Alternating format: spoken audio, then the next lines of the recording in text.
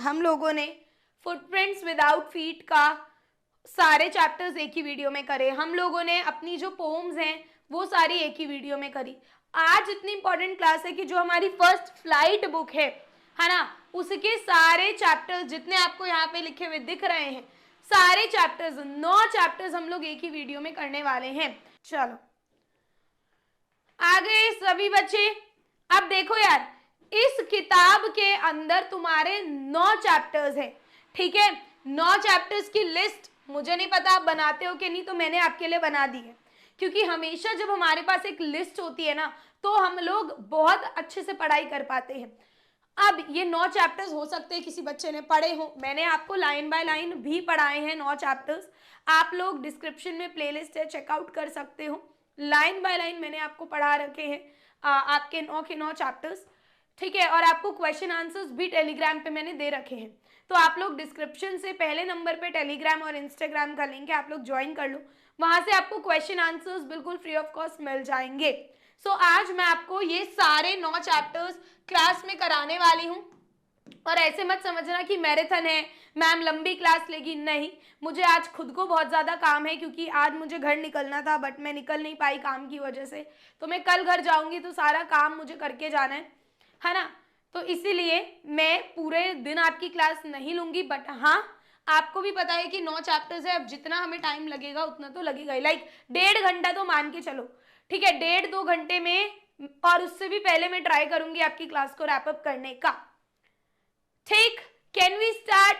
Can I get a full energy धमाकेदार yes ma'am in my comment section if we are good to go. हाँ जी, देखो ये मैंने शफल कर रखे हैं, ठीक है, ये शफल हो रखे हैं। स्टार्टिंग में आपको बिल्कुल सीक्वेंस में ही मिलेंगे, फिर चैप्टर्स आगे पीछे मिलेंगे। तो अब जिस फ्लो में, उस फ्लो में हम पढ़ने वाले हैं। देखो पढ़ने सारे ही हैं, है ना, पढ़ने हमें आज की क्लास में सारे चैप्टर्स हैं। यहाँ पर आपने थंबनेल पे देखा होगा, तभी आप आए हो कि all chapters in one class first flight complete book, right. So first flight के जितने चैप्टर्स हैं, क्योंकि पोइट्री में आपको परसों करा चुकी हूँ, तो फर्स्ट फ्लाइट में हमें करने तो सारे ही हैं। अब हम आगे पीछे कर ले, दाएं बाएं कर ले, वो भैया हमारी मर्जी है, ठीक है। बेटा ओझा जी पोम इंक्लूडेड होगी, पोम मैंने अभी परसों ही कराई है आपको सारी, all poems in one class line by line, है ना। तो इसमें दोबारा से पोम इंक्लूडेड करके कोई पॉइंट नहीं है, क्योंकि मैंने परसों ही कराया, मतलब एक दिन, परसों नहीं, परसों से एक दिन पहले ही, लास्ट 2 दिन से हम यही कर रहे हैं कंप्लीट बुक वाला। चलिए जी, तो शुरू करते हैं, बहुत मजा आने वाला है तुम लोगों को। पहला चैप्टर है लेटर टू गॉड। अब मैं बिल्कुल एक कहानी की तरह तुम लोगों को ये समझाने वाली हूँ, ताकि तुम्हारा क्विक रिवीजन हो जाए। ध्यान देना, लेटर टू गॉड लिखा किसने है? GL फ्यूंसिस ने लेटर टू गॉड लिखा है।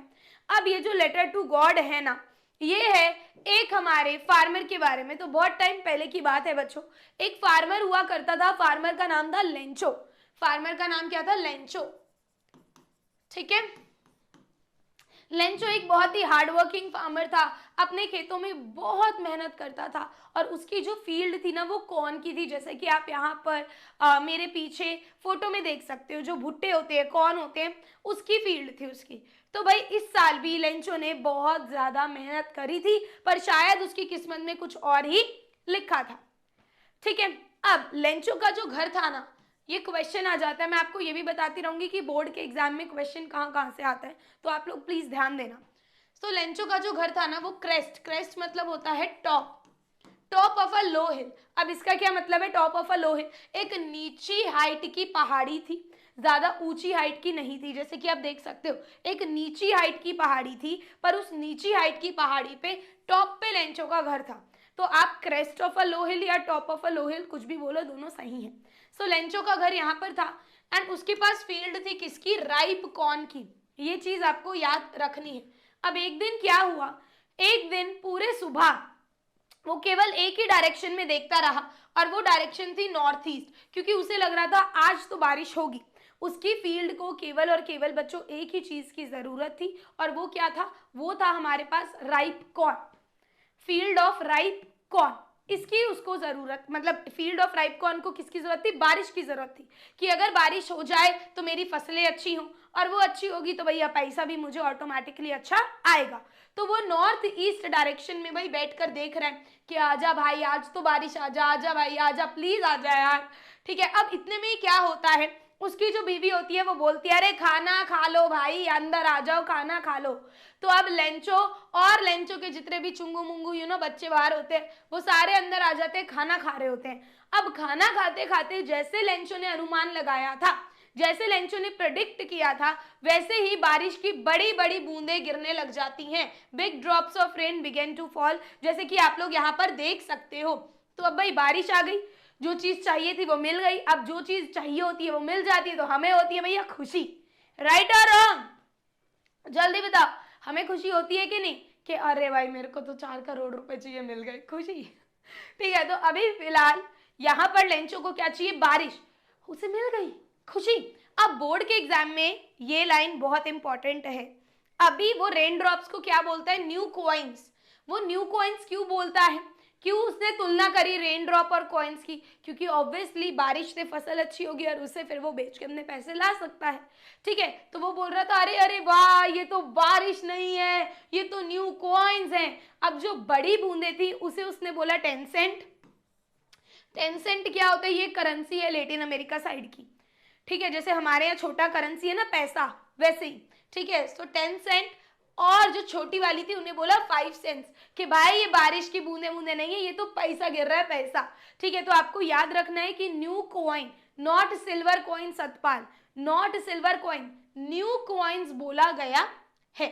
अब आगे क्या हुआ देखो, सडनली बहुत तेज बेटा एक ना विंड चलने लगती है, एक तूफान सा चलने लगता है। अभी सारी चीजें सही जा रही होती हैं एंड सडनली ये क्या हुआ भाई साहब? Suddenly a strong wind began to blow and उसके साथ साथ आपको पता है क्या? हेलस्टोन। हेलस्टोन क्या होते हैं? ओले। अब ओले हम सबने देखे हैं, हम सबने खाए हैं, राइट? एकदम ऐसे छोटू छोटू से वाइट वाइट से बर्फ जैसे गिरते हैं। सो भाई बहुत तेज हवाओं के साथ जो ओले हैं ना वो भी गिरने लग गए। अब आप बताओ, अगर ओले गिरेंगे, तूफान आएगा तो फसलें कहाँ बचेंगी? नहीं बचेंगी। अब धीरे धीरे धीरे धीरे उसे चिंता होने लगी और ओले किसकी तरह लग रहे थे? बिल्कुल न्यू सिल्वर कॉइन्स की तरह। अब इसमें बच्चे कंफ्यूज हो जाते हैं, स्पेशली यूपी बोर्ड वाले अपने नंबर खुआते हैं। आपको याद रखना है बेटा, ओलो को क्या बोला? कमेंट सेक्शन में फटाफट लिखकर बताओ, ओलो को क्या बोला? Silver coins. ठीक है, और बारिश की बूंदों को क्या बोला? New coins. ये आपको डिफरेंस याद रखना है। आप उल्टा कर देते हो, उसे सिल्वर उसे न्यू बोल देते हो, तो ये आपको याद रखना है। ठीक है, अब आगे क्या हुआ? अब भाई वो बहुत ज्यादा चिंता में हो गया, वो प्रे करने लगा कि अरे भाई ऐसा ना हो ना हो। पर देखते ही देखते उसकी पूरी फील्ड व्हाइट हो गई, ऐसे जैसे किसी ने नमक डाल दिया हो, as if covered with salt. जैसे अगर हम किसी के ऊपर नमक डाल देंगे तो सारी चीज व्हाइट हो जाएगी, नमक व्हाइट होता है। तो बिल्कुल ओले ओले ओले ओले ओले ही दिख रहे थे और पूरी फील्ड ओलों की वजह से व्हाइट दिख रही थी। अब क्या हुआ? एक भी पत्ता पेड़ पे नहीं बचा, इतना भारी तूफान आया था। The corn was totally destroyed, और उसकी जो फील्ड थी कॉर्न की वो भी पूरी डिस्ट्रॉय हो गई, वो भी पूरी बच्चों तहस नहस हो गई। अब बेचारा लेंचो ऐसे बीच में जाके बैठ जाता है और बोलता है अरे बाप रे, अब मैं क्या करूंगा, अब मैं मेरी फैमिली को क्या दूंगा। और वो अपने बच्चों को बोलता है अ प्लेग ऑफ लोकस्ट। अब ये क्या होता है बच्चों? प्लेग ऑफ लोकस्ट, प्लेग होता है लार्ज ग्रुप, लोकस्ट होते हैं कीड़े जो फसल खा जाते हैं। तो वो बोलता है अगर वो कीड़े भी आए होते ना ग्रुप में जो फसल खाते हैं, वो भी हमें थोड़ा तो छोड़ ही जाते, इतना नुकसान नहीं करके जाते जितना नुकसान इस तूफान के आने से मेरा हो गया है। अब बच्चों वो रात बहुत दर्दनाक थी लेंचो और उसकी फैमिली के लिए। ठीक है, पूरी रात, जस्ट एक सेकेंड देना,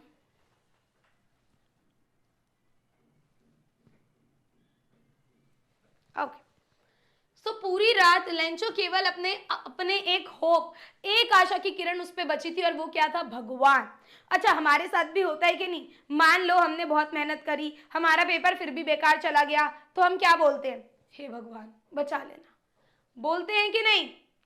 हमारे में एक श्रद्धा है ना, सब भगवान को तो मानते हो ना भाई साहब? यस और नो? अपने अपने भगवान को मानते हो ना कि नहीं भगवान जी प्लीज मुझे बचा लेना, आगे से नहीं होगा। थोड़ा सा रहता है ना कि शायद कुछ मिरेकल हो जाए और शायद ऐसा हो जाए जो हम चाहते हैं, राइट? बट इतनी श्रद्धा भी किसी में नहीं देखी कि जो भगवान को लेटर लिख दे और लेटर लिख के पोस्ट ऑफिस जाके पोस्ट कर दे।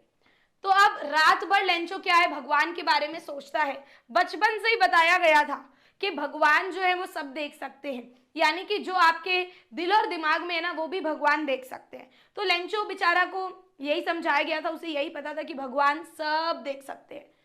सो लेंचो एक बहुत स्ट्रांग मैन था। ऑक्स ऑफ अ मैन मतलब बहुत ही स्ट्रांग आदमी था वो। Working like an animal in the field, जानवर की तरह, यानी कि इतनी बहुत मेहनत करता था अपनी फील्ड्स में, but he still knew how to write. अब ये क्यों लिखा है? क्योंकि जनरली फार्मर्स को लिखना नहीं आता, राइट। यहाँ पर बताया गया है कि भाई लेंचो को जो था वो लिखना आता था, और ये मैं पहले की बात कर रही हूँ, अभी की नहीं। अब क्या हुआ, अब जब नेक्स्ट संडे आया, डे ब्रेक मतलब सुबह सुबह मॉर्निंग में उसने लेटर लिखना शुरू करा, बैठ गया अपना ताम झाम उठाकर और लेटर लिखना उसने शुरू करा। जो उसने डिसाइड करा कि मैं खुद शहर लेकर जाऊंगा और मैं खुद वो जो लेटर है वो पोस्ट करके आऊंगा। अब वो लेटर क्या था? It was nothing less than a letter to God. वो सही में जेन्युइनली भगवान को लेटर लिख रहा था, और लेटर के अंदर उसने भगवान से मांगे थे बच्चों 100 पैसोस। कितने मांगे थे ये आपको याद रखना है कि भगवान देखो सारी चीजें तो तबाह हो गई हैं, आपने खुद ने देखा है कि नेचर ने मेरे साथ क्या करा, प्रकृति ने मेरे साथ क्या करा। अब अगर आपने भी हमारी हेल्प नहीं करी तो मैं और मेरा परिवार भूखे मर जाएंगे, क्योंकि हमारे पास कुछ भी नहीं बचा है ना। मैं दोबारा से भी अपनी फील्ड पे मेहनत कर सकूं उसके लिए भी मुझे पैसे चाहिए, तो आप कृपया करके मुझे 100 पैसोस दो। ऐसे उसने लिख दिया। अब वो लेकर गया पोस्ट ऑफिस। तो भाई जैसे ही वो गया तो जो वहां का कर्मचारी था जिसने लेटर उठाया वो बहुत हंसा, बोलता है अबे पागल, भगवान को लेटर लिख रहा है, क्योंकि उस पर कोई एड्रेस नहीं था, केवल था गॉड। अब वो बोल रहा है ये मैं कहाँ देने जाऊं, क्या मैं कैलाश पे जाऊं देने, कहाँ जाऊं मैं इसको देने। अब वो जाता है पोस्ट के पास। पोस्ट मास्टर एक फैट, थोड़ा सा मोटा, एमिएबल मतलब क्या होता है? फ्रेंडली, है ना, जॉली किस्म का, हंसमुख किस्म का, फ्रेंडली किस्म का आदमी था, जो लेटर देख के हंसने लगा। बट हंसते हंसते एकदम से इमीडिएटली वो चुप हो गया, वो सीरियस हो गया। उसे शायद किसी चीज का एहसास हुआ बच्चों, उसे कोई रियलाइजेशन हुआ, और इसीलिए वो बिल्कुल चुप हो गया हंसते हंसते। So in order to not the shake the writers faith in God, अब उसको रियलाइज हुआ कि यार काश लेंचो जैसी श्रद्धा मेरे पास भी होती, क्योंकि हम ये तो देख रहे कि इसने भगवान को लेटर लिखा है, बट हम लोग शायद ये नहीं देख पा रहे कि इसने कितनी श्रद्धा से लेटर लिखा है, राइट। तो वो बोलता है कि यार नहीं, ये श्रद्धा तो मेंटेन करके रखनी पड़ेगी। तो क्योंकि अब भगवान को लेटर तो कहीं देने जाएंगे, भगवान खुद नहीं आते ना, किसी ना किसी के रूप में आ जाते हैं, राइट और रॉन्ग। अब भगवान खुद तो आएंगे नहीं 21वीं सदी में नीचे हमें दर्शन देने, बट हाँ हमारी हेल्प के लिए वो वेरियस किसी न किसी रूप में आ जाते हैं, राइट। सो यहाँ पर क्या हुआ, पोस्ट मास्टर ने डिसाइड करा कि भाई मैं क्या करूंगा, मैं इसके लेटर का आंसर करूंगा, रिप्लाई करूंगा। अभी तक उसने लेटर खोला नहीं, उसे लगा ऐसे ही भगवान को चिट्ठी लिख रहा होगा, मैं भगवान बन के लेटर का रिप्लाई कर दूंगा।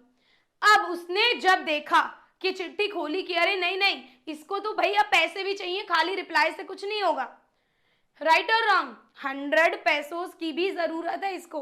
तो अब उसने बोला यार देखो डिसाइड तो मैंने कर लिया है, अब मैं पीछे तो हटूंगा नहीं, तो मैं ना एक काम करता हूँ, मैं क्या करता हूँ, मेरे जो भी कर्मचारी हैं, एम्प्लॉयज हैं, उनसे मैं थोड़ा सा चैरिटी के रूप में पैसे मांगता हूँ, ठीक है, कि भाई एक एक्ट ऑफ चैरिटी है, हम किसी गरीब का भला ही कर रहे हैं। और उसने खुद भी, ये नहीं है केवल लोगों से मांगा, उसने खुद भी अपनी सैलरी से कुछ पैसे जितना उससे हो सकता था उसने दिए, अपने फ्रेंड से भी पैसे मांगे। ऐसे धीरे धीरे करके वो क्या कर लिए, उसने आधे पैसे, आधे से थोड़े से ज्यादा पैसे उसने अरेंज कर लिए, ठीक है। अब सब लोग रेडी भी हो गए कि हाँ भाई हम एक परोपकार कर रहे हैं, हम एक चैरिटी कर रहे हैं, तो अच्छी बात है, हमें करना चाहिए।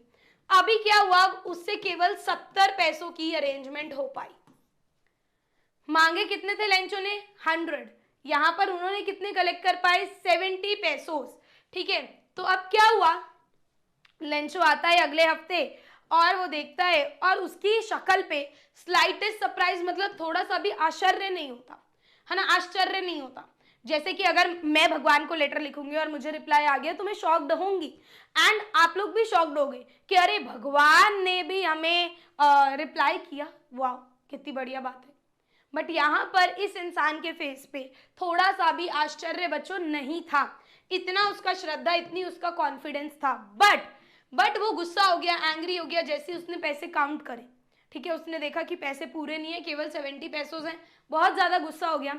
अब उसने डिसाइड करा कि मैं एक दूसरा लेटर लिखूंगा भगवान को। अब उसने उसके अंदर क्या लिखा कि God of the money that I asked for, कि मैंने आपसे जितने पैसे मांगे थे, यानी कि मैंने आपसे 100 पैसे मांगे थे, ओनली 70 पैसोज रीच्ड मी, मेरे पास केवल कितने आए हैं? 70। Send me the rest since I need it very much, please आप मुझे बाकी भी भेजो क्योंकि मुझे जरूरत है। उसको बिल्कुल दुनियादारी की समझ नहीं कि भगवान आपके लेटर का रिप्लाई नहीं करेंगे। उसे आश्चर्य नहीं हुआ कि किसने मेरी मदद करी, किसने नहीं, उसे लग रहा है भगवान ने ही करी। तो वो गुस्से में आ गया, उसने बोला कि भगवान प्लीज आप 100 पैसे भेजो, क्योंकि उसे लग रहा था कि ना तो भगवान मेरे को मना कर सकते हैं, ना भगवान से गलती हो सकती है, तो जरूर इंसानों ने ही कुछ ना कुछ चाल चली है। तो उसे शक होने लगा पोस्ट ऑफिस वाले लोगों पर कि इन्होंने मेरे पैसे चुरा लिए, इन्होंने मेरे पैसे निकाल लिए हैं।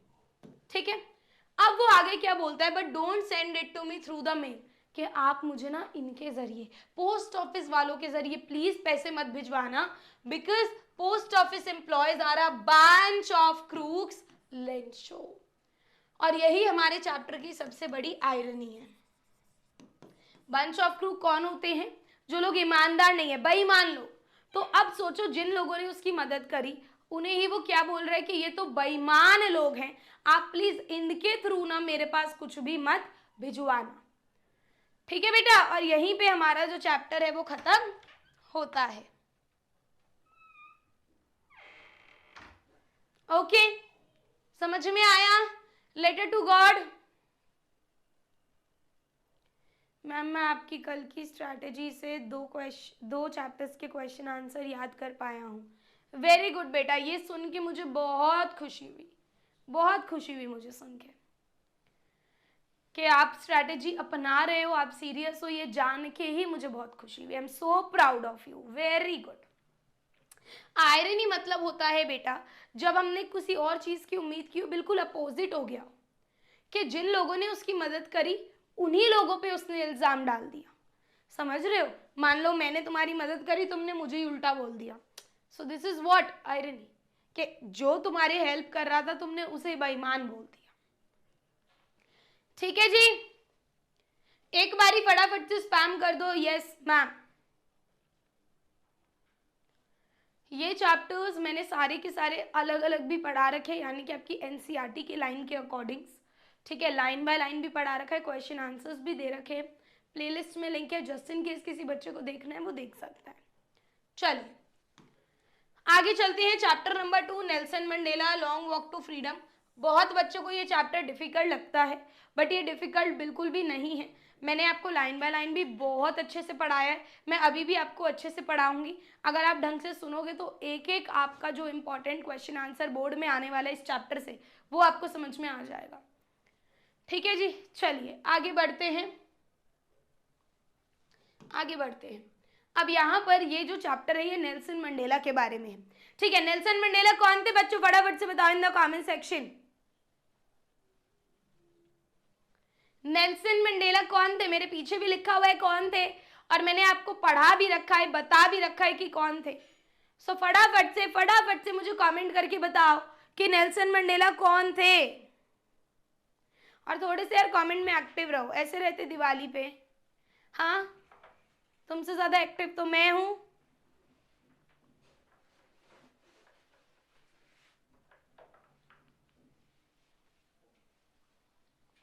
यस बेटा, अमेरिकन नहीं कशिफ, अफ्रीकन।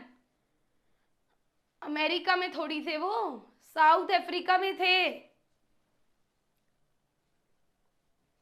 देखिए, नेल्सन मंडेला एक south African anti apartheid revolutionary थे। अपार्थाइड क्या था?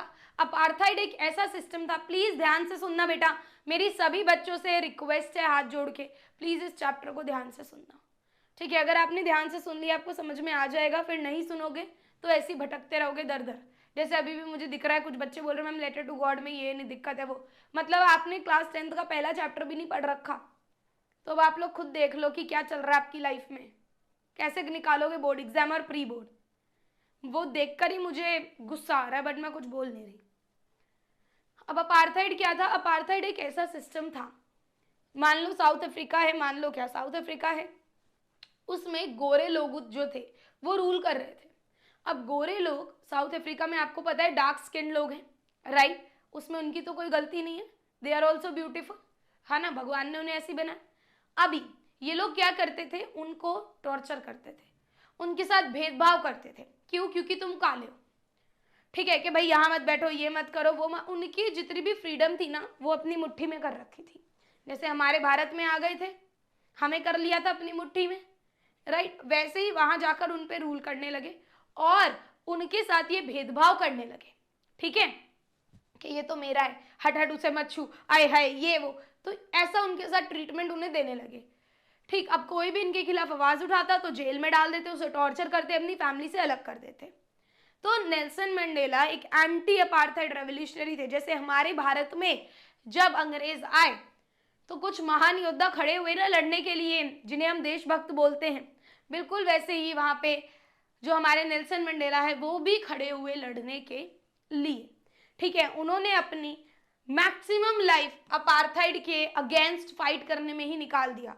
बहुत बार उन्हें जेल भी जाने लगा, मतलब जाना पड़ा, और फाइनली साउथ अफ्रीका में डेमोक्रेटिक इलेक्शंस हुए 1994 में और नेल्सन मंडेला बने first black president of south Africa.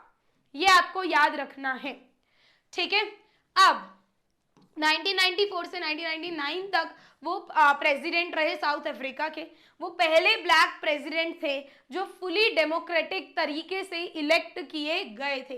पहली बार वहां पे डेमोक्रेटिक इलेक्शंस हो रहे थे।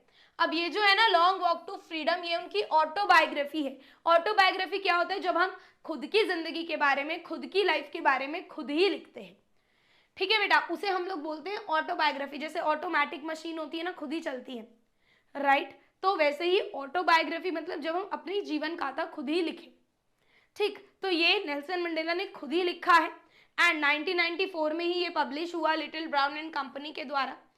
आपको ऑब्वियसली पूरी ऑटोबायोग्राफी तो यहाँ पे नहीं पढ़ा सकते, बट उसका एक चैप्टर इनॉग्रेशन यानी कि उद्घाटन, जिस दिन ये प्रेसिडेंट बने उस दिन की जो स्पीच वाला जो इनका डे है वो इस चैप्टर में आपको बता रखा है, ठीक है। चलिए सो शुरू करते हैं, ध्यान से सुनना। ये डेट बहुत इंपॉर्टेंट है, इसे आप लोग याद रखिए। 10 मई 1994 का दिन था। कौन सा दिन था? 10 मई 1994। सारे बच्चे स्पैम करेंगे 10 मई 1994। क्यों स्पैम करेंगे? याद रहेगा दिमाग में, ठीक है। बलराम मैंने दे रखे है बेटा, दे रखे है मैंने, एक बारी प्लेलिस्ट चेक करो। हाँ जी, 10 मई 1994 का दिन था। दिन बहुत ही ज्यादा साफ था, बहुत ही ज्यादा क्लियर था। इनॉग्रेशन मतलब क्या होता है? उद्घाटन, किसी भी नई चीज का आगमन, राइट। तो नेल्सन मंडेला इलेक्ट हुए थे फुली डेमोक्रेटिक तरीके से एज प्रेसिडेंट, ठीक है। तो ये वो वाला दिन, आपको वो वाली सेरेमनी बताई गई है। फर्स्ट नॉन रेशियल, रेशियल क्या होता है? जो भेदभाव करे, है ना, कलर के बेसिस पे, कास्ट के बेसिस पे भेदभाव। तो पहली ऐसी गवर्नमेंट, पहली ऐसी सरकार इलेक्ट हुई थी जो फेयर थी, ठीक। अब ये इनॉग्रेशन हुआ कहाँ? ये जो पूरा का पूरा उद्घाटन है ये कहाँ हुआ, ये भी आपको याद रखना है। ये हुआ lovely amphi theatre in the union buildings in Pretoria, ये आपको याद रखना है, ठीक। अब ये बोला गया है कि लार्जेस्ट गैदरिंग, लार्जेस्ट मतलब बहुत बड़ी गैदरिंग थी अभी तक की। बहुत सारे इंटरनेशनल लीडर्स आए थे साउथ अफ्रीका पे। अब पॉलिटिशियंस भी थे, डिग्निटरीज मतलब जो इंपॉर्टेंट मेन जो ऑफिशियल होते हैं, जो बड़े बड़े रैंक पे होते हैं, वो लोग भी आए थे। 140 से ज्यादा देशों से लोग, जो इंपॉर्टेंट लोग हैं, जो इंपॉर्टेंट ऑफिशियल है, वो उस दिन साउथ अफ्रीका पहुंचे थे इस सेरेमनी को अटेंड करने। सबसे पहले जो सेकंड डिप्यूटी प्रेसिडेंट है वो अपनी शपथ लेते हैं, फिर फर्स्ट डिप्यूटी प्रेसिडेंट शपथ लेते हैं, और फिर हमारे जो नेल्सन मंडेला हैं, मेन फर्स्ट ब्लैक प्रेसिडेंट, वो अपनी शपथ लेते हैं। अब जब वो शपथ लेते हैं, आते हैं, अपनी स्पीच देते हैं, ठीक है, तो वो बताते हैं कि हाउ फॉर डेकेड्स, डेकेड्स मतलब सदियों से, एक डेकेड में 10 साल होते हैं। अब यहाँ पर है डेकेड्स, यानी कि सोचो कितने 10 कितने साल, कितनी सदियों से ये जो साउथ अफ्रीका है, this is the seat of white supremacy. यानी कि नेल्सन मंडेला अब यहाँ खड़े हुए हैं, वो स्पीच दे रहे हैं, वो बोल रहे हैं कि देखो भाइयों और बहनों, बहुत टाइम से, बहुत सदियों से ये जो साउथ अफ्रीका है ना, ये केवल गोरे लोगों का था। गोरे लोग यहाँ पर बैठे हुए थे, गोरे लोग यहाँ पे रूल कर रहे थे, वही सुप्रीमेसी में थे, वही लोग सुपीरियर बन के हमारे ऊपर बैठे थे, right. Now the presence of all people confer glory and hope to the newborn liberty. और अभी अभी, लिबर्टी मतलब आजादी, न्यूबॉर्न मतलब अभी अभी। और आज हम सब लोग इकट्ठा हुए हैं क्या मनाने के लिए? ये जो नई नई आजादी, ये जो लिबर्टी हमें मिली है वो मनाने के लिए। जो ब्लैक, ब्लैक मतलब खुद को इंक्लूड कर रहे हैं जिनकी डार्क स्किन है, कि हम लोगों को आउटलॉ कंसीडर किया जाता था। आउटलॉ मतलब कोई कंट्री इनसे बात नहीं करती थी, कोई कंट्री इनके साथ रिश्ते नहीं जोड़ती थी। क्यों? अपार्थाइड पॉलिसी की वजह से, कि ये लोग तो ऐसे अपने ही देश में भेदभाव करते, राइट। तो अभी नेल्सन मंडेला बोल रहे हैं कि हम लोग जिन्हें आउटलॉ, जिन्हें हटा दिया जाता था, जिन्हें इंक्लूड ही नहीं करते थे किसी चीज में, आज हमारे यहीं पर 140 देशों से भी ज्यादा से लोग एकत्रित होकर आए हैं और हम लोग उन्हें होस्ट कर रहे हैं। यानी कि हमारे घर कोई आता है तो हम होस्ट करते हैं ना, हम चाय पानी देते हैं, तो हम लोग उन्हें होस्ट कर रहे हैं और वो लोग हमारे घर आए हैं, हमारे देश में आए हैं। There victory over apartheid. अब वो बताते हैं कि ये जो हमने जीत हासिल करी है ना अपार्थाइड सिस्टम के ऊपर, ये खाली मेरी या खाली इसकी या खाली आपकी नहीं है, ये एक कॉमन जीत है। किसके लिए? जस्टिस, न्याय के लिए, शांति के लिए, ह्यूमन डिग्निटी, इंसानियत के लिए। Political freedom had been won, कि अभी हमें क्या मिली है? राजनीतिक तौर पर हमें आजादी मिली है, हमें पॉलिटिकल फ्रीडम मिला है। Now they would work hard to liberate all their people. तो बोलते हैं देखो, अभी तक गोरों का रूल था, अब हम आ गए, अब हम आगे इस चीज पे भी काम करेंगे कि जो हमारे लोग, लिबरेट मतलब फ्री कराना, किससे फ्री कराना? हमारे लोगों को पॉवर्टी, गरीबी से, है ना, कि जो लोगों पे आज तक अत्याचार हुआ है उनके दिमाग में तो अभी भी जख्म है ना, उनको लॉस तो हुआ है। अब हम ट्राई करेंगे कि उन्हें हर एक चीज से फ्री कराना, बीमारियों से फ्री कराना। नेवर वुड साउथ अफ्रीका, कि अब साउथ अफ्रीका कभी भी ऐसा नहीं होगा साउथ अफ्रीका में कि एक आदमी दूसरे पे ऑपरेशन यानी कि अत्याचार कर रहा है। अब कोई भी किसी से दबेगा नहीं, हमारी कंट्री आजाद हो गई है, फ्री हो गई है और अब हम सारे लोग यहाँ पे फ्रीली रहेंगे, ठीक है। तो ये सब नेल्सन मंडेला बोलते हैं। अब जब वो बोलते हैं उसके बाद जेट्स, अब आपने देखा होगा यार, हमारे यहाँ भी 15 अगस्त होता है, 26 जनवरी होता है, टीवी पे दिखाते हैं, कितनी चीजें होती हैं, परेड होती है ना, ऊपर हमें हेलीकॉप्टर्स दिखाई देते हैं कि नहीं? तो वैसे ही वहां पर जो अफ्रीकन जेट्स थे वो दिखाई दे रहे थे, ऊपर हेलीकॉप्टर्स थे, वो एक परफेक्ट फॉर्मेशन में यानी कि एक के पीछे एक होकर वो लोग घूम रहे थे। एंड ये क्या था? ये एक तरीके से डेमोन्स्ट्रेशन था, यानी कि वो दिखा रहे थे कि जो मिलिट्री है वो भी लॉयल है। किसके प्रति लॉयल है? ये जो नई नई डेमोक्रेसी मिली है, ये जो नई नई आजादी मिली है, नई नई सरकार हुई है, इसके प्रति लॉयल है। अब उसके बाद 2 नेशनल एंथम गाए गए। अब मैं आपको बता दूं, पहले साउथ अफ्रीका में ना बच्चों 2 नेशनल एंथम थे। आप सोचो किस लेवल का भेदभाव होता होगा, है ना, कि 2 नेशनल एंथम थे, एक तो था ब्लैक का और एक था व्हाइट लोगों का। बट फिर आगे चलकर कुछ साल बाद इसको मर्ज कर एक ही बना दिया गया जब ये आजादी मिली। बट आजादी से पहले तक 2 ही थे, तो इसलिए जब जिस दिन आजादी मिली उस दिन 2 ही गाए गए। अब नेल्सन मंडेला फिर से अपना स्पीच देते हुए बहुत ही ज्यादा ओवरवेल्ड मतलब भावुक हो जाते हैं। अच्छा, अब आप एक बात बताओ, आप मुझे एक बात बताओ, अगर आप बच्चों ने किसी चीज पे बहुत मेहनत करी है और आपको फल मिल जाए तो आप भावुक होगे कि नहीं? Yes or no everyone? अगर आप बच्चों ने किसी चीज पे दिल लगाकर मेहनत करी है और आपको वो चीज मिल जाए तो, और आप स्पीच दे रहे हो कहीं, राइट, तो आप भावुक होगे कि नहीं? फिर आपको सारी चीजें याद आएंगी कि नहीं? याद आएंगी कि नहीं सारी चीजें, कि आपने कितना स्ट्रगल करा, कैसे कैसे आपने कठिनाइयां सही, फिर कैसे कैसे आप आएगा ना, ऑफ कोर्स सी बात है, ये तो ह्यूमन नेचर है, राइट। तो बिल्कुल वैसे ही नेल्सन मंडेला जो थे वो भावुक हो गए अपने इतिहास के बारे में बात करते हुए। वो बोलते हैं कि भाई एक वॉर हुआ था, एंग्लो बॉयर वॉर हुआ था, उसके बाद से ही ये जो अपार्थाइड है ना, ये साउथ अफ्रीका में आ गया। यानी कि ये जो गोरे लोग हैं उन्होंने इस युद्ध के बाद से ही ये लोग यहाँ पर आए, अपनी सुप्रीमेसी बनाने लगे और इन्होंने ये भेदभाव हमारे बीच में शुरू कर दिया। अब ये जो रेशियल डिस्क्रिमिनेशन होता था ना हमारे साथ, ये सोसाइटी का सबसे ज्यादा हार्श, यानी कि आप लोग अंदाजा भी नहीं लगा सकते इतना ज्यादा हार्श सिस्टम था। ठीक है, अब इंडिया में ये लोग कैसे करते थे, जो भी आप मूवीज देखते हो, सीरियल देखते हो, डॉक्यूमेंट्रीज देखते हो, क्या करते थे ये हम लोगों के साथ, बताओ कैसे हमारे भाई बहनों को मारते थे। हाँ, कोई कुछ बख्शते थे उन्हें, ऐसे अपने आप को राजा समझते थे कहीं का, और हम लोगों को नौकर, हम लोगों को अनपढ़ कंसीडर करते थे, राइट। और आज को हम ही लोग जा जाके बाहर इनके देश में प्रेसिडेंट बन रहे, समझ रहे हो ना, कि हम लोगों को इलिटरेट मानते थे ये लोग, और इन्होंने वहां भी यही करा। तो बोल रहे हैं कि इतना ज्यादा हार्श था ना कि आप इंसानियत तो आप बोल ही नहीं सकते देखकर कि ये इंसान भी हैं, इनके अंदर फीलिंग्स भी हैं। नाउ अब नेल्सन मंडेला बोलते हैं कि अब एक नया सिस्टम यहां पर आ गया है जो कि है इक्वलिटी, यानी कि आपका कलर क्या है, आप कौन सी जात के हो, आपकी कास्ट क्या, क्या करते हो, मैटर नहीं करता, सब लोग हमारे लिए इक्वल हैं। अब आगे क्या होता है, अब वो ये बताते हैं कि अपार्थाइड सिस्टम ने मेरे भाई बहनों के दिल में एक बहुत ज्यादा गहरा घाव छोड़ा है। ठीक है, अब जैसे चोट है, मान लो आप खेल रहे हो, आप गिर गए, घुटना छिल गया, अब वो जख्म हो गया, अब उस पे आओगे घर पे, बीटाडिन वगैरह लगाओगे उस पे, धीरे धीरे वो जख्म भरेगा, है ना, एक आध हफ्ते में जाकर आपकी चोट जो है वो दोबारा से नॉर्मल होगी, ठीक होगी।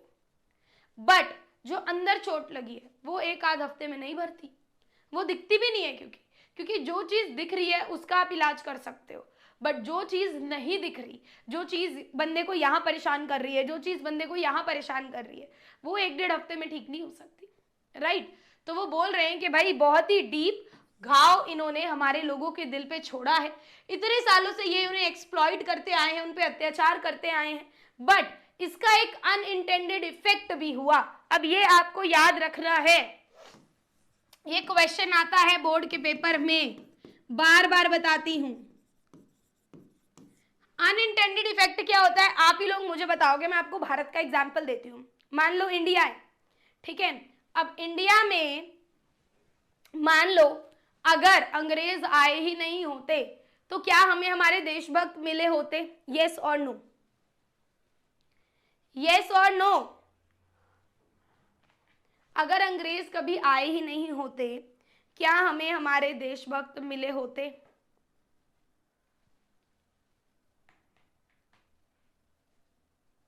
नहीं मिले होते ना। तो वैसे ही यहां पर लिखा है कि भाई ये सिस्टम आया, हमें एक अनइंटेंडेड इफेक्ट हुआ कि हमें हमारे हीरो मिले, है ना। तो यहाँ पे कुछ हीरोज के नाम हैं जिन्होंने अपनी जानें लगा दी इस हमारी कंट्री को फ्री कराने के लिए, तो हमें हमारे देशभक्त मिले, हीरोज मिले। अब बोला गया है ये जो ब्लैक हीरोज थे ना हमारे, ये ऐसे आदमी थे जिनमें एक्स्ट्रा ऑर्डिनरी करेज, यानी कि जरूरत से ज्यादा इनमें हिम्मत थी, विजडम थी, समझ थी, और जेनरस थे, दयालु थे, ऐसे लोग थे ये। अब ये बहुत इंपॉर्टेंट है, यहां से क्वेश्चन आता है बोर्ड के पेपर में। नेल्सन मंडेला बोलते हैं कि जो ग्रेटेस्ट वेल्थ है ना साउथ अफ्रीका की, वो मिनरल्स नहीं है। अब आप लोग एसएसटी पढ़ते हो, आपको पता होगा south Africa is very rich in minerals and James, but Nelson Mandela बोल रहे हैं कि मेरी जो वेल्थ, यानी कि जो मेरी अमीरी, जो मेरा खजाना है ना, वो मिनरल्स नहीं है, बट मेरा खजाना है यहाँ के लोग, main of such great character, कि ये जो लोग है ना जिन्होंने करेज था, जिनमें हिम्मत थी, जो दयालु थे, जिन्होंने अपनी जानें लगा दी, ये मेरा असली खजाना है, ना कि मिनरल्स और डायमंड्स। ठीक है, तो ये क्वेश्चन पेपर में आता है। अब आगे क्या हुआ, अब ये क्वेश्चन भी पेपर में आता है, इंपॉर्टेंट है, बार बार ही बता रही हूँ। नेल्सन मंडेला ने ट्रू मीनिंग ऑफ करेज इन्हीं ब्रेव लोगों से सीखा, इन्हीं ब्रेव जो इनके साथी थे इनसे सीखा। ठीक है, अब क्या सीखा, करेज का मतलब क्या है। सो नेल्सन मंडेला के according courage is the victory over fear.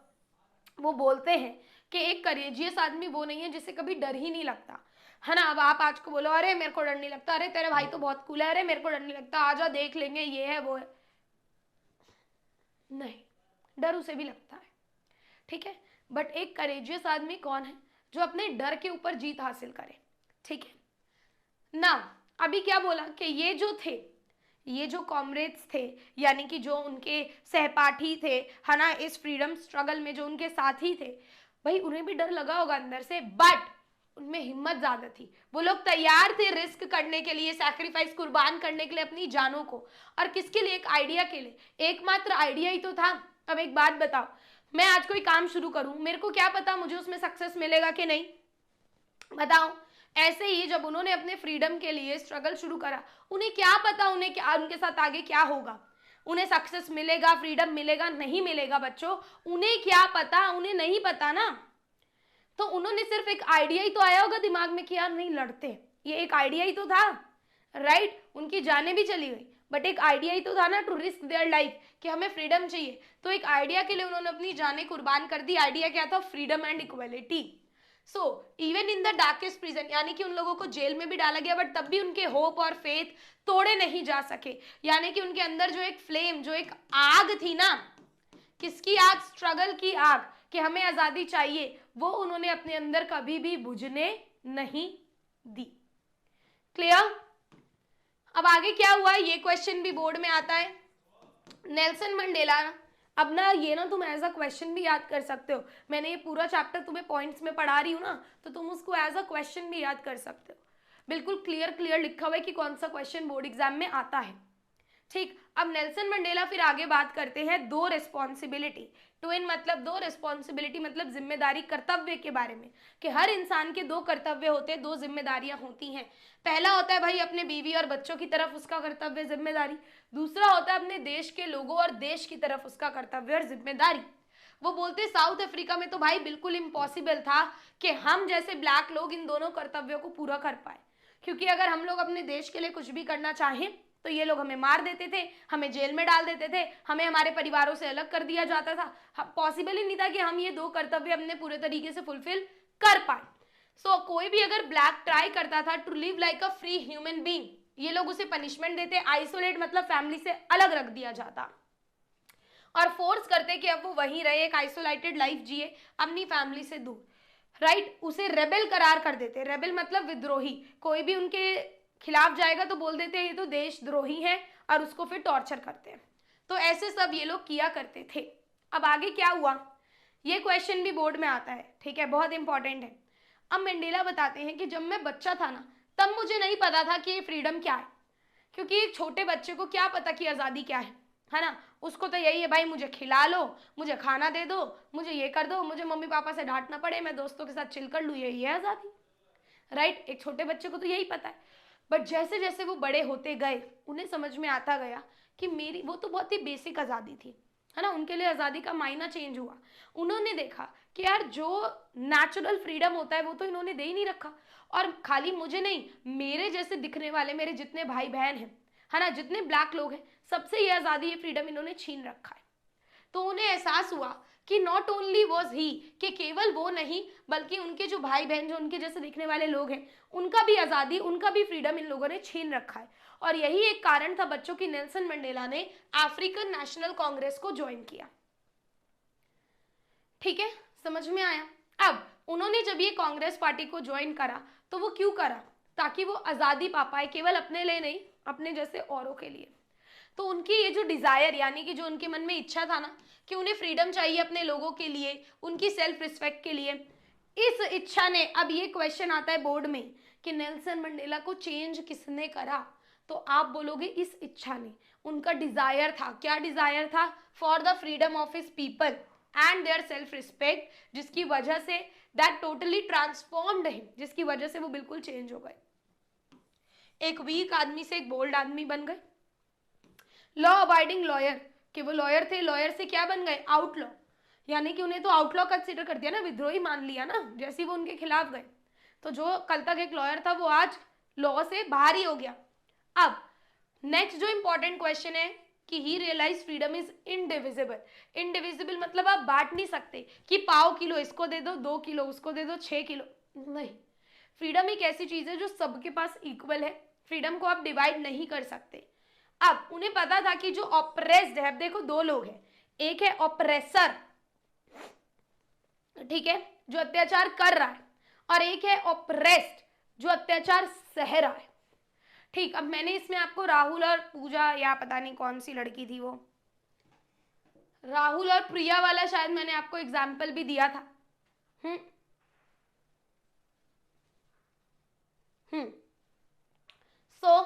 Rahul क्या करता है, प्रिया पे बहुत अत्याचार करता है। उल्टा बोल लो इस बार, प्रिया राहुल पे बहुत अत्याचार करती है।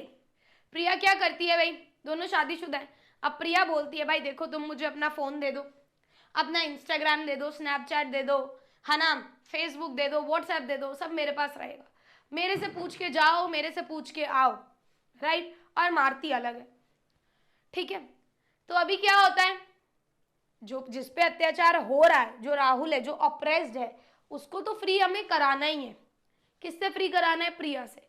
बट जो प्रिया है यानी कि जो ऑप्रेसर है, जो अत्याचार कर रही है, उसे भी फ्री कराना है। उसे किससे फ्री कराना है, नेल्सन मंडेला बोल रहे हैं उसकी छोटी सोच से, कि उसकी सोच बेकार हो गई है, उसकी इंसानियत घास चढ़ने चली गई है, तभी तो वो ये सब कर रही है। सो यहाँ पर वो भी यही बताना चाहते हैं कि जो गोरे लोग थे, ऑप्रेसर थे, जो ऑप्रेस्ड थे, दोनों को ही फ्री कराने की जरूरत है, क्योंकि दोनों सेम हैं, रॉब्ड ऑफ देयर ह्यूमैनिटी, दोनों के अंदर इंसानियत नहीं है। जो अत्याचार कर रहा है उसमें तो इंसानियत है ही नहीं, तभी तो वो कर पा रहा है, और जो सह रहा है उसकी इंसानियत तो तुमने अत्याचार कर करके छीन ही ली। तो दोनों सेम है, दोनों के पास ह्यूमैनिटी नहीं है, और दोनों को ही लिबरेट यानी कि फ्री कराने की जरूरत है। Clear everyone? क्या ये चैप्टर क्लियर है? सारे इंपॉर्टेंट पॉइंट्स मैंने इसमें कवर करे हैं। एक बारी जल्दी जल्दी से बता दो if this chapter is clear to all of you. Am I clear?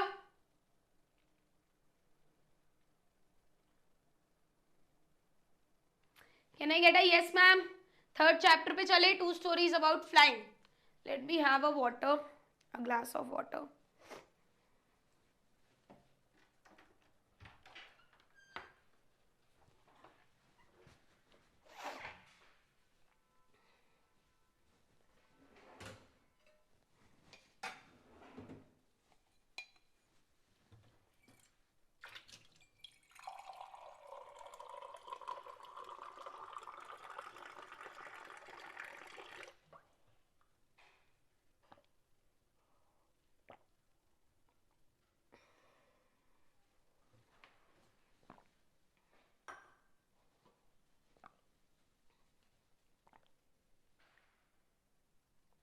Test डाल दिया।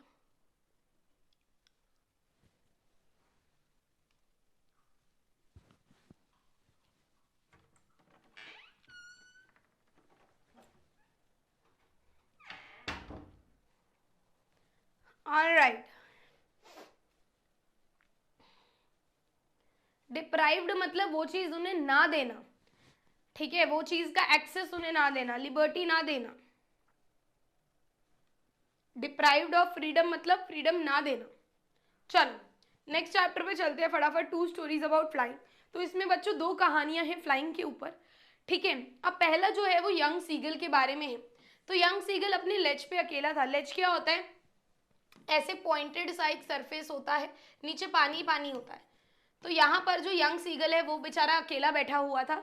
यंग सीगल एक तरीके का बर्ड है, मैंने आपको फोटो भी दिखाई थी जब मैं लाइन बाय लाइन आपको करा रही थी। अब उसके जो भाई बहन है ना, उन्होंने, वो उससे छोटे हैं और उन्होंने पहले ही लड़ना मतलब उड़ना सीख लिया है, ठीक है, learn the art of flying, उससे एक दिन पहले। अब ऐसा नहीं है कि यंग सीगल ने ट्राई नहीं किया, वो भी ट्राई करता है कि भाई मैं उड़ूं, बट वो क्या करता है, ऐसे जाता है, जैसे मैं मान लो मैं यंग सीगल हूँ, ठीक है, कोई हंसेगा नहीं, मैं यंग सीगल हूँ, अब मैं जाता हूँ और मैं रुक जाती हूँ और मैं ट्राई करती हूँ उड़ने का, बट मैं उड़ नहीं पा रही हूँ क्योंकि मुझे नीचे समुद्र देख के डर लग रहा है ना, मैं कभी उड़ी तो हूँ नहीं। अब मुझे लग रहा है भाई मैं कहीं डूब ना जाऊं, कहीं मैं मर ना जाऊं, कहीं मैं गिर ना जाऊं। So he had take a little run, वो थोड़ा सा आगे जाता, अपने विंग्स को फ्लैप करने की कोशिश करता, बट केवल उतना ही कर पाता। वो बहुत ज्यादा डर जाता, उसे लगता कि उसके विंग्स उसे कभी सपोर्ट ही नहीं करेंगे, his wings would not support him, very important line. तो वो क्या करता, अपना जो सर था वो ऐसे झुका लेता, वापस मुड़ता और दोबारा से अपने होल में आ जाता जहां पर वो रात में सोता। अब उसके जो भाई बहन थे उसके उनके पास तो और छोटे पंख थे, बट वो तब भी उड़ गए थे, राइट। बट वो मस्टर अप मतलब गैदर, वो अपना जो करेज है, जो हिम्मत है, वो इकट्ठी ही नहीं कर पा रहा था उड़ने की।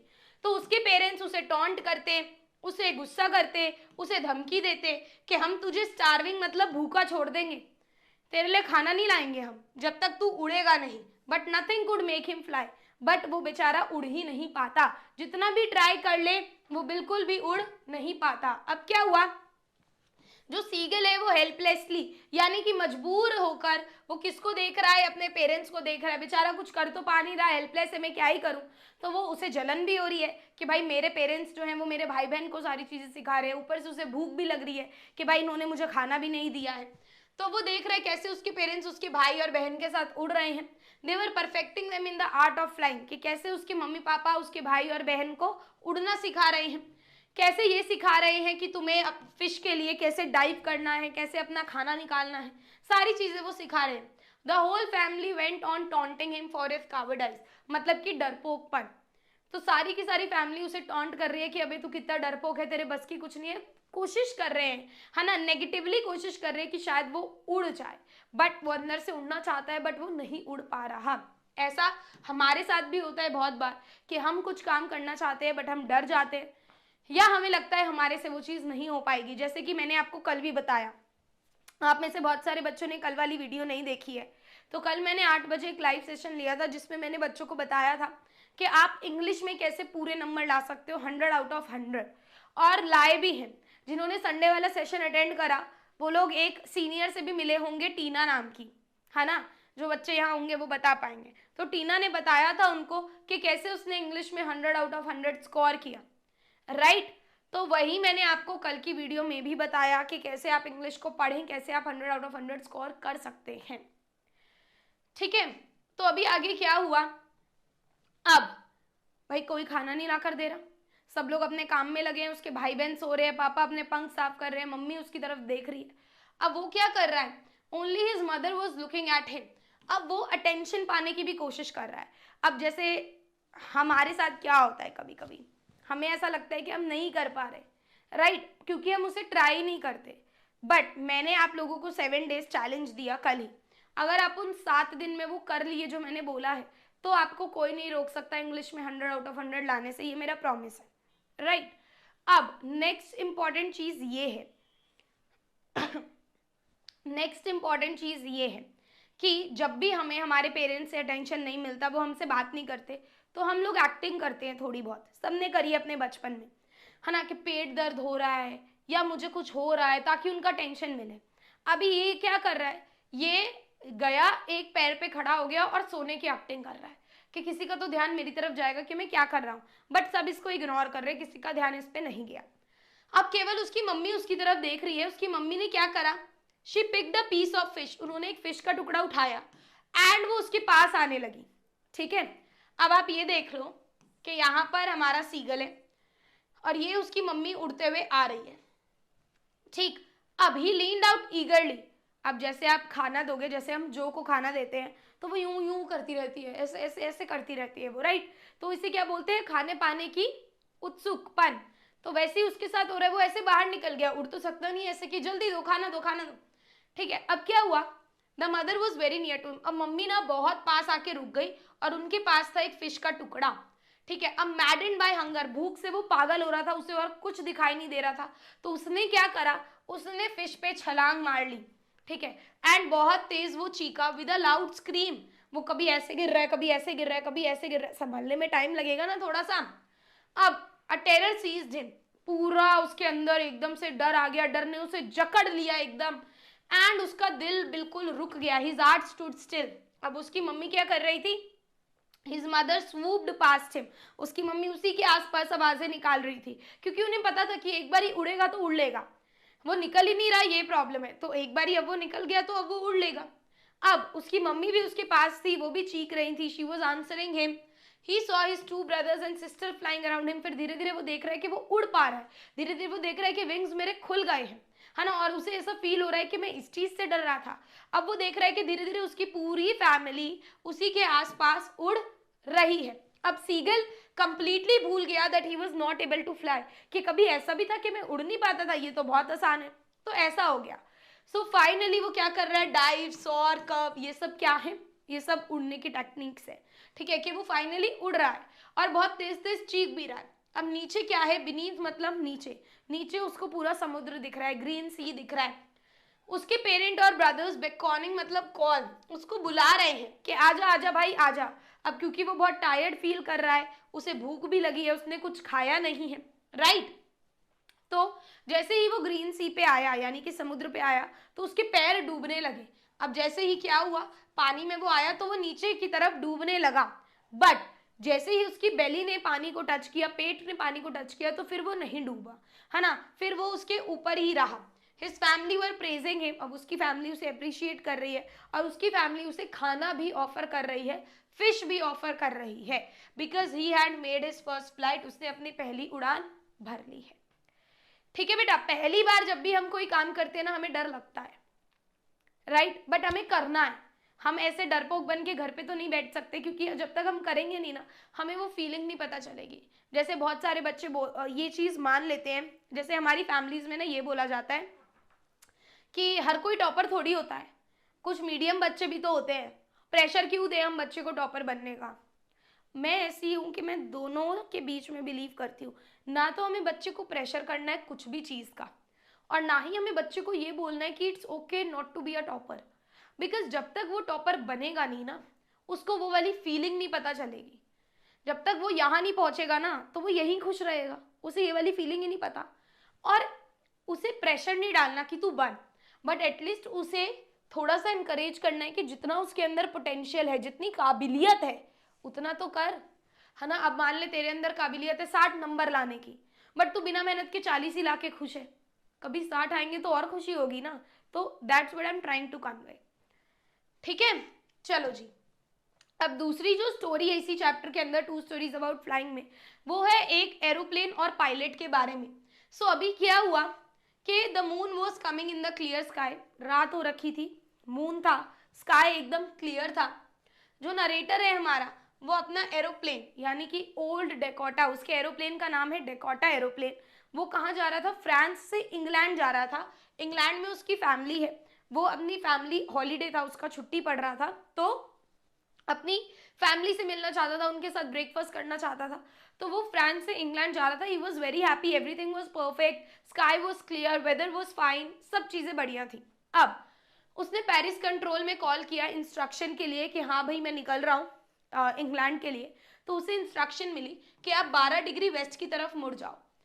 ठीक है, अब वो मुड़ गया 12 डिग्री वेस्ट की तरफ, और वो अपना प्लेन चला रहा है, और वो अपने इंग्लिश ब्रेकफास्ट के बारे में सोच रहा है कि कल सुबह तक तो मैं अपने घर पर रहूँगा बढ़िया, और मैं मजे से अपना जो इंग्लिश ब्रेकफास्ट है वो कर रहा होऊंगा। अब क्या हुआ, वो 150 किलोमीटर आगे आ गया पेरिस से। पेरिस 150 किलोमीटर पीछे छूट गया, 150 किलोमीटर ट्रैवल करके आ गया। अब तब क्या हुआ, अभी तक स्काई बिल्कुल क्लियर था, वेदर फाइन था, बट अब उसे बादल दिखने शुरू हुए, और वो बादल कोई एम ही नहीं थे, वो थे तूफानी बादल। एकदम ऐसे लग रहा था जैसे पहाड़ हो, ब्लैक माउंटेन हो, बट वो थे ब्लैक बादल, एकदम बहुत ज्यादा घने बादल। They look like black mountain standing in front of him.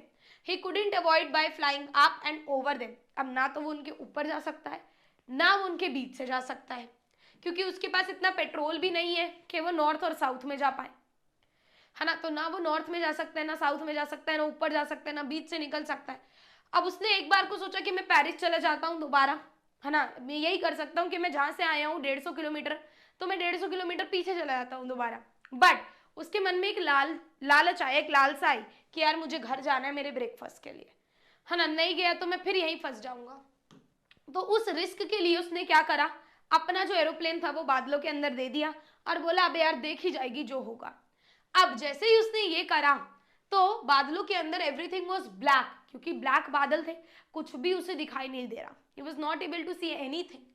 अब जो एरोप्लेन था वो जंप होने लगा, ट्विस्ट होने लगा, वो कंपास को देख रहा है, सबसे पहले कंपास उसका डेड हो गया।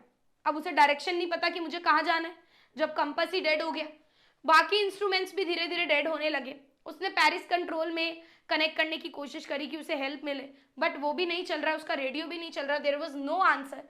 अब वो बहुत ही होपलेस सिचुएशन में हो गया, उसे पता नहीं मैं मरूंगा, मैं जीऊंगा, मैं कहाँ जाऊं, क्या करूं, नथिंग। अब he was lost in the storm.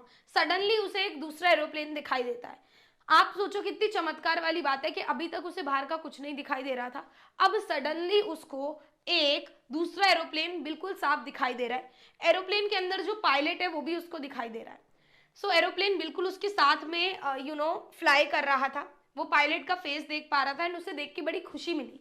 He was glad कि भाई ऐसी सिचुएशन में अगर कोई और दिख जाए तो बड़ी खुशी मिलती है। अब उस जो दूसरा पायलट था उसने ऐसा इशारा करा कि फॉलो मी, मेरे पीछे आओ।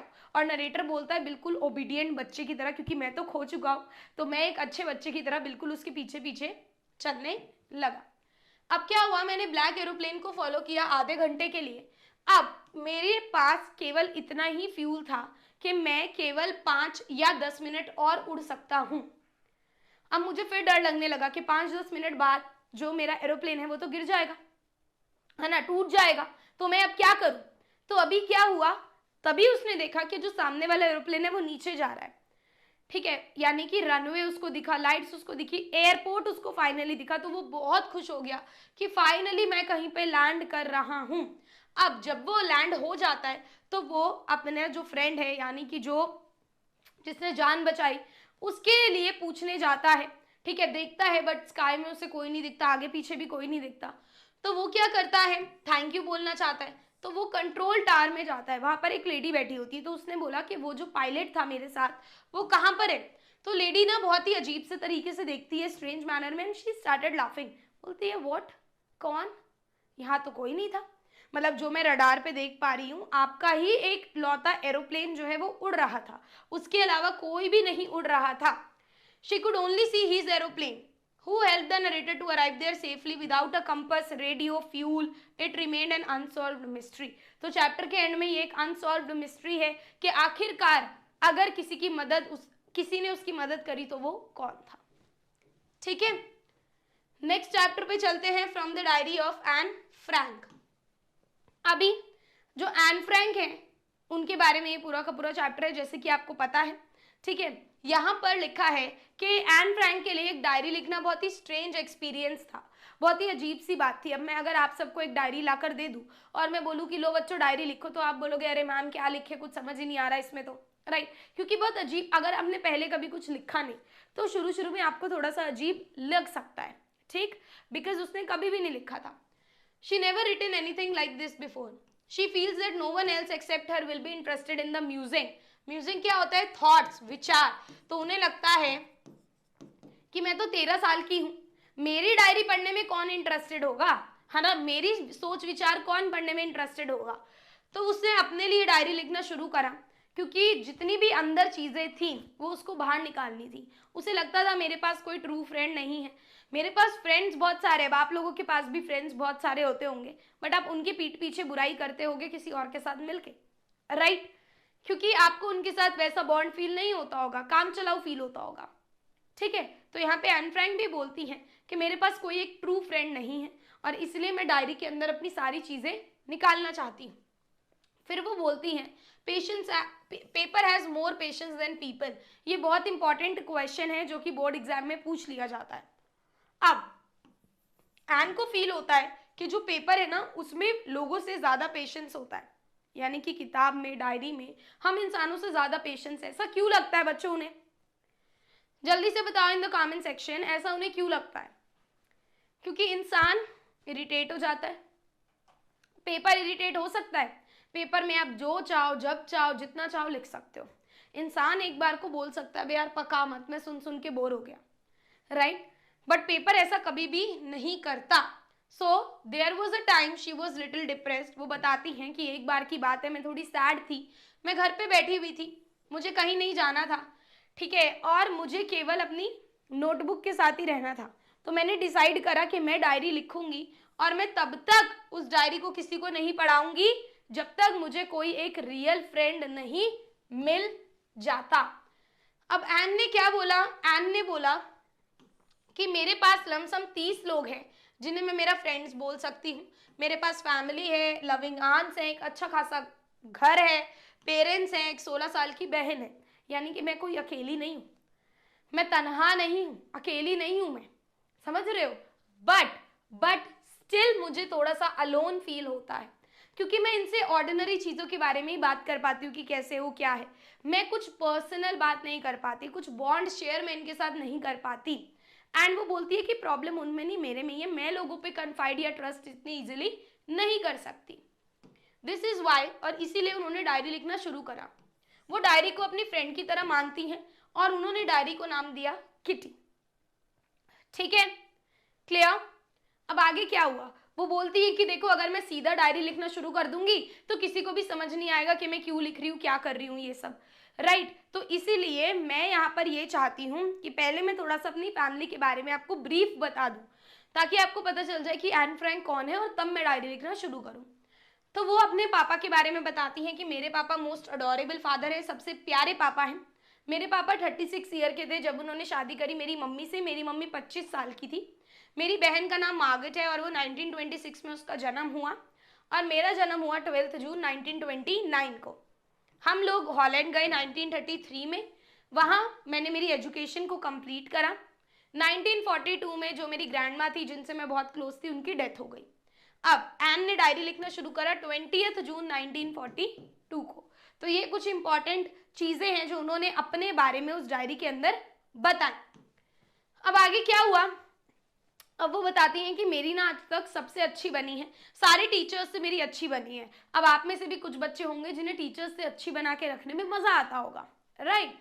सो वो बोलती है एक बार की बात है कि हमारी पूरी की पूरी क्लास ना डर के मारे कांप रही थी। बहुत डर का माहौल था हमारी क्लास में। क्यों? क्योंकि उस दिन रिजल्ट आने वाला था। टीचर्स डिसाइड करने वाले थे कि कौन नेक्स्ट क्लास में जाने वाला है और किसे हमें फेल करना है। वो टीचर्स को ये भी बोलती है कि they are the most unpredictable creatures.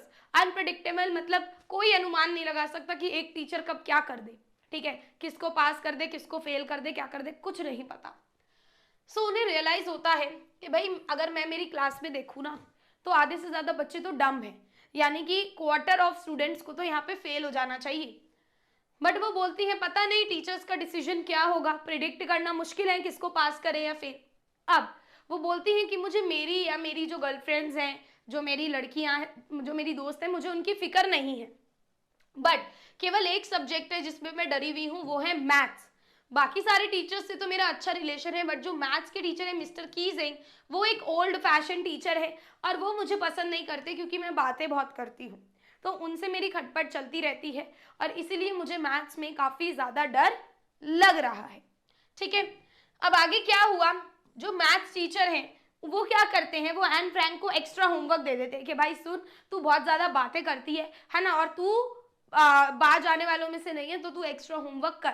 तो एक्स्ट्रा होमवर्क क्या है, उसे चैटर बॉक्स पे ऐसे लिखने देते हैं कि वो एम्बैरेस हो जाएगी। वरना मैथ्स का टीचर ऐसे लिखने क्यों देंगे? चैटर बॉक्स कौन होता है? जो बड़ बड़ बड़ बड़ बड़ बड़ बोलता ही रहे, ठीक है। तो वो बोलते हैं कि जाओ तुम इस पे ऐसे लिख कर लाना। अब वो 3 पेज लिख के लाती है। बाकी बच्चों की तरह नहीं, बच्चे क्या करते हैं, जगह छोड़ छोड़ के लिख देते हैं, है ना, या फिर केवल एम ही लिख देते हैं कि बस होमवर्क है तो कर लो, टीचर मारेगा। बट यहाँ पे एन फ्रैंक कुछ मीनिंगफुल लिखना चाहती थी कि टीचर को भी बता सके कि भाई देखो बात करना कुछ गलत नहीं है, राइट। तो इसीलिए बच्चों उसने क्या करा, जस्ट अ सेकेंड, हाँ, तो उसने क्या करा, उसने अच्छे से 3 पेज लिखे और उसने ऐसे में क्या बताया। अब यहाँ से बोर्ड के एग्जाम में क्वेश्चन आ जाता है, ध्यान देना। उसने बताया कि talking is a students trait, कि भाई देखो बातें करना तो एक बच्चे का ट्रेट है, एक गुण है, ठीक है। मैं इसको अंडर कंट्रोल रख सकती हूँ, बट मैं कभी भी इसे क्योर यानी कि इस हैबिट से बाहर नहीं आ पाऊंगी क्योंकि ये एक इनहेरिटेड ट्रेट है। मेरी मम्मी भी बातूनी थी, उसकी मम्मी भी बातूनी थी, मैं भी बातूनी हूँ, तो ये तो फैमिली में चल रहा है, मैं इसका कुछ नहीं कर सकती। सो मिस्टर कीजिंग भाई बहुत हंसे उसका आर्ग्यूमेंट पढ़ के। अब वो फिर से बातें करने लग गई, फिर नहीं माने, फिर नहीं माने। तो अब ऐसे कर करके मिस्टर कीजिंग ने उसे एक और बार होमवर्क दिया। किस पर दिया? एन इनकॉरिजेबल चैटर बॉक्स पे। अब इनकॉरिजेबल क्या होता है कि जिसे जितना ही मना कर लो वो सुधरे ना, ठीक है, कि ये एक ऐसी चैटर बॉक्स है जो सुधर नहीं सकती। अब फाइनली उसने क्या करा, फिर से लिख दिया। अब तीसरी बार उसे फिर से होमवर्क दिया गया, किस पे लिखने के लिए? Quack quack quack said mistress chatter box. तो ये टॉपिक सुन के पूरी क्लास बहुत हंसी, बहुत उसका मजाक बना कि ये जैसे बता गया ना क्वैक क्वैक, वैसे ये भी क्वैक क्वैक करती रहती है। तो अब एन फ्रैंक क्या चाहती थी कि मैं मिस्टर कीजिंग को सबक सिखाऊं, यानी कि मैंने रियलाइज कराऊं कि बातें करना इतना भी गलत नहीं है। तो अभी उसने क्या करा, उसकी फ्रेंड है सेन जो कि पोइट्री में बहुत अच्छी है। तो सेन ने बोला मैं तेरी हेल्प करती हूँ, इस बार ना पोइट्री फॉर्म में हम लोग ऐसे लिख कर देंगे। दोनों ने बोला भाई ठीक है। अब एन क्या चाहती थी, she wants to turn the table on Mr Keesing, वो गलती मिस्टर कीजिंग की ही बताना चाहती थी। सो उसने एक पोम लिखी, किसके बारे में? मदर डक के बारे में और एक फादर स्वैन के बारे में। कि भाई मम्मी पापा थे और उनके 3 डकलिंग्स थे, 3 बच्चे थे, और बोला जा रहा है कि तीनों बच्चों को मार दिया, जान से डेड कर दिया, डेथ हो गई उनकी। किसने मारा? उनके पापा ने, क्योंकि दे क्वैक टू मच। अब डक का तो काम ही है क्वैक क्वैक करना, तो समझ रहे हो कि उनके पापा ने ही उन्हें मार दिया। कहने का क्या मतलब है कि बच्चे बात नहीं करेंगे तो कौन करेगा, और उनके टीचर ही उन्हें मार रहा है। ठीक है, सो मिस्टर कीजिंग को पोम समझ में आई, उन्होंने इसे इंसल्ट नहीं लिया, उन्होंने इसे पॉजिटिव टोन में लिया, एंड तब से उसे बातें करने दी गई। मिस्टर कीजिंग भी चेंज हो गए एंड उसे कोई भी एक्स्ट्रा होमवर्क फिर क्लास में नहीं दिया गया। Is this clear? Is this clear everyone? अब चलते हैं नेक्स्ट चैप्टर पे, मैडम राइड्स द बस। तो ये चैप्टर मैंने आपको लाइन बाय लाइन भी कराया है, बहुत ही ज्यादा अच्छा चैप्टर है, बहुत ही ज्यादा मजेदार चैप्टर है। चैप्टर है एक 8 साल की लड़की के बारे में जिसका नाम है वल्ली, जिसके पास कोई ज्यादा फ्रेंड्स नहीं है खेलने के लिए, और वो अपना टाइम बाहर देखते हुए बिताती है, यानी कि दरवाजे पे खड़ी हो जाती है और जो भी स्ट्रीट पे चल रहा होता है वो अपना टाइम देखने में बिताती है कि हाँ भाई आज क्या हो रहा है, अच्छा ये आ रहा है, वो आ रहा है। अब इसमें उसका जो फेवरेट काम है ना, वो क्या है? फेवरेट काम है to look at the bus that passed by her village every hour, कि हर घंटे उसके गांव से एक बस जाती है, उसे देखकर बड़ा मजा आता है, क्योंकि आज तक वो बस में नहीं बैठी, तो उसे लगता है यार बस में रोज आना, नए लोग आते हैं, फिर नए लोग चढ़ते हैं, ये लोग कहाँ जाते हैं, क्या करते हैं, बस में बैठ के कैसा लगता है, तो उसे बड़ा मजा आता है। It gave her endless joy to look at the new set of passengers each time the bus crossed by. अब ग्रेजुअली क्या हुआ, उसके मन में भी इच्छा आने लगी कि यार मुझे भी ना एक बार तो बस में बैठ के देखना चाहिए, है ना।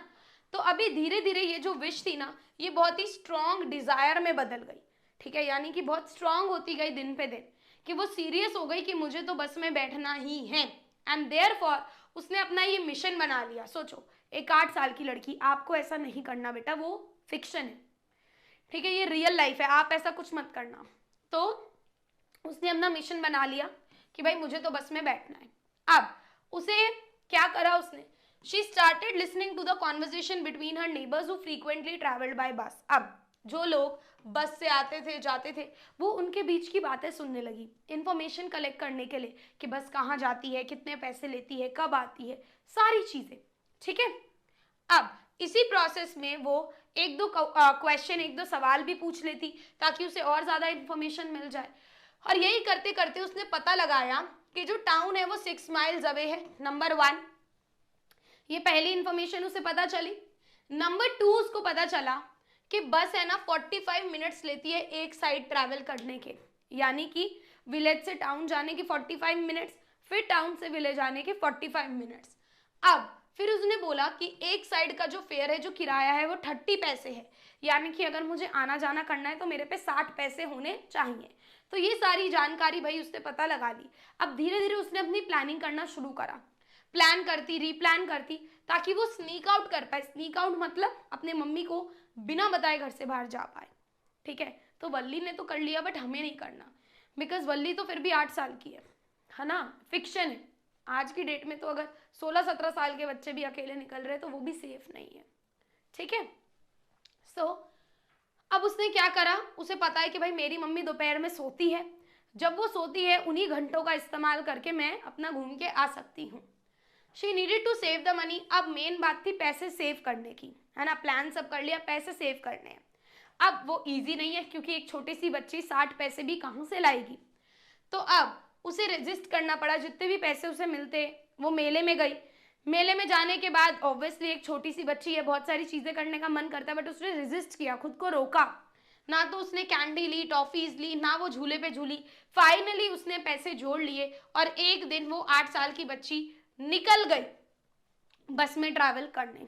अब दोपहर के समय वो बस में बैठी थी, उस टाइम ज्यादा बस में भीड़ नहीं होती है, बिजी आवर्स नहीं है। अब कंडक्टर जो था वो उसकी हेल्प करना चाहता था, बस उसने मना कर दिया। वो खुद को बहुत बड़ा दिखा रही थी, अगर कोई से मैडम भी बोल रहा है ना तो she is like, oh don't call me ma'am, मुझे मैडम मत बोलो। So she was like that. तो अभी क्या हो रहा है, it was an amusing sight for everyone to see such a small girl alone acting like an adult. तो सब लोग हंस भी रहे हैं कि देखो छोटी सी लड़की बड़ी बनने की कोशिश कर रही है, अकेले ट्रैवल कर रही है। और कंडक्टर थोड़ा सा अच्छा इंसान था, जॉली किस्म का था, उससे मजाक कर रहा था, ठीक है, उससे बातें कर रहा था। बट वो क्या बोल रही थी, देखो मैं बड़ी हूँ, मेरे पास टिकट है, मैंने तुम्हें पैसे दिए, तुम चुप रहो। So conductor was of joking sort, joke वगैरह कर रहा था, एंड इसलिए वो वल्ली को मैडम मैडम बोलने लगा। तो अब छोटी सी हाइट की बच्ची, छोटी सी बच्ची है ना, अब वो क्या कर रही, अपनी सीट पे खड़ी हो गई ताकि वो बाहर देख पाए, क्योंकि उसने पैसे इस चीज के दिए थे कि वो बस में घूम पाए। अब सबने उसको बैठने के लिए बोला, उसकी खुद की सेफ्टी के लिए कि तुम गिर जाओगी, है ना, बस रुकेगी तो आगे तुम्हारा मुंह लग जाएगा। जब भी उसे कोई कुछ बोलता, सो वल्ली वुड गेट एनॉयड, वल्ली बहुत ज्यादा परेशान हो जाती और वो बोलती कि मैं छोटी बच्ची नहीं हूं, तुम चुप रहो। She did not want to be friends with an elderly lady. अब क्या होता है, बस रुक रुक के चलती है डिफरेंट डिफरेंट स्टॉप पे, तो एक स्टॉप से एक बुजुर्ग औरत चढ़ती है, ठीक है, और वो उससे बात करने की कोशिश करती है। वो वरीड है, ठीक है, उसके लिए कि तुम इतनी अकेली हो, अकेले कैसे ट्रैवल कर रही हो, बट वल्ली को उससे बात करना बिल्कुल भी पसंद नहीं होता, क्योंकि वो कुछ चबा रही होती है, उसे देखकर घिन आती है, डिस्गस्ट हो जाती है कि नहीं नहीं मुझे बात नहीं करनी। अब वो बाहर एंजॉय कर रही होती है, अब इतने में उसे एक रनिंग काऊ दिखती है, ठीक है, रनिंग काऊ मतलब एक काऊ भाग रही होती है उसके बस के आगे, तो देखकर बड़ा हंसती है, उसे बड़ा मजा आता है उसे देखकर, ठीक है। अब क्या हुआ, जब वो टाउन पहुंची तो कंडक्टर ने बोला कि चलो भाई टाउन आ गया, उतरो उतरो उतरो, तो उसने मना कर दिया कि नहीं मैं इसी गाड़ी में वापस जाऊंगी गाँव, ठीक है, because she was afraid to do alone. अब उसे नीचे उतरने में डर लग रहा है, तो कंडक्टर बोलता है अभी नीचे उतरने में डर लग रहा है, बट तू इतनी दूर अकेले आ गई तब तुझे डर नहीं लगा। अब रिटर्न यानी कि वापस जाते समय उसने क्या करा, सेम इंथुसियाज्म। अब ऐसा होगा ना, हमने अगर कोई चीज देख ली तो अब दूसरी बार में हमारा थोड़ा इंथुसियाज्म कम होगा, क्या अभी तो देखा था, बट उसका आते समय भी वही जोश था, जाते समय भी सेम चीजों को देखने का वही जोश था। बट तब अब जैसे जैसे गाड़ी आगे गई उसने देखा कि वो काऊ जो अभी तक फुल ऑफ लाइफ थी अब वो मरी भी पड़ी हुई है। वो देखकर उसका दिल दहल गया बच्चों, एंड उसने देखा कि ये काऊ अभी इतना एंजॉय कर रही थी, अब ये काऊ इतनी हॉरिफाइंग लग रही है, आंखें खुली हुई हैं, खून बह रहा है, यानी कि किसी ने उसे मार दिया होगा, किसी व्हीकल ने उसे मार दिया होगा।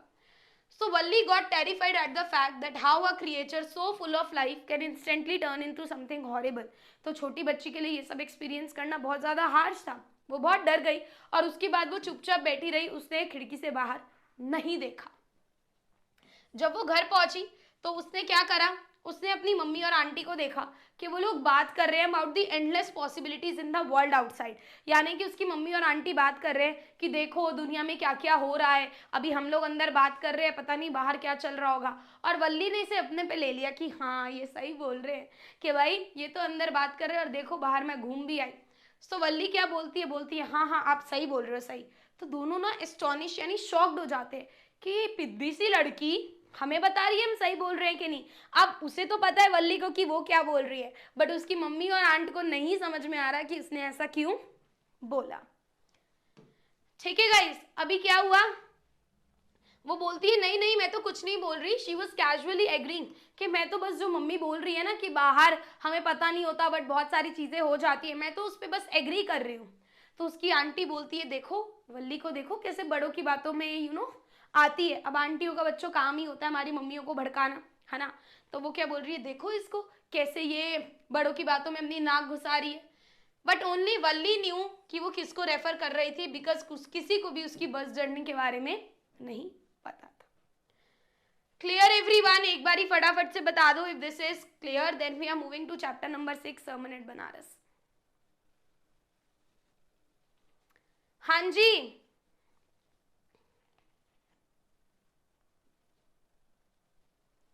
am I clear?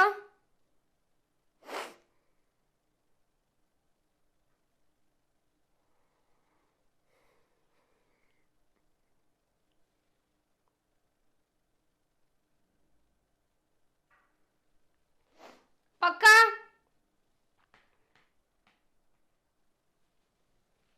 ओके, अब चलते हैं सरमन एट बनारस पे। तो सरमन एट बनारस जो है ना वो हमें अर्ली लाइफ के बारे में बताता है। किसकी अर्ली लाइफ? लॉर्ड बुद्ध की अर्ली लाइफ के बारे में बताता है। तो इनका जन्म एज अ प्रिंस हुआ था, ये एक राजकुमार थे और इनका जन्म एक रॉयल फैमिली में हुआ था, ठीक है, राजाओं के खानदान में हुआ था। और जब तक ये राजा के खानदान में थे तो इन्हें पता नहीं था कि बाहर कितना दुख है, कितने सफरिंग है, क्योंकि इन्हें शील्ड प्रोटेक्ट करके अंदर रखा जाता था, किसी चीज की इन्हें कमी होती नहीं थी।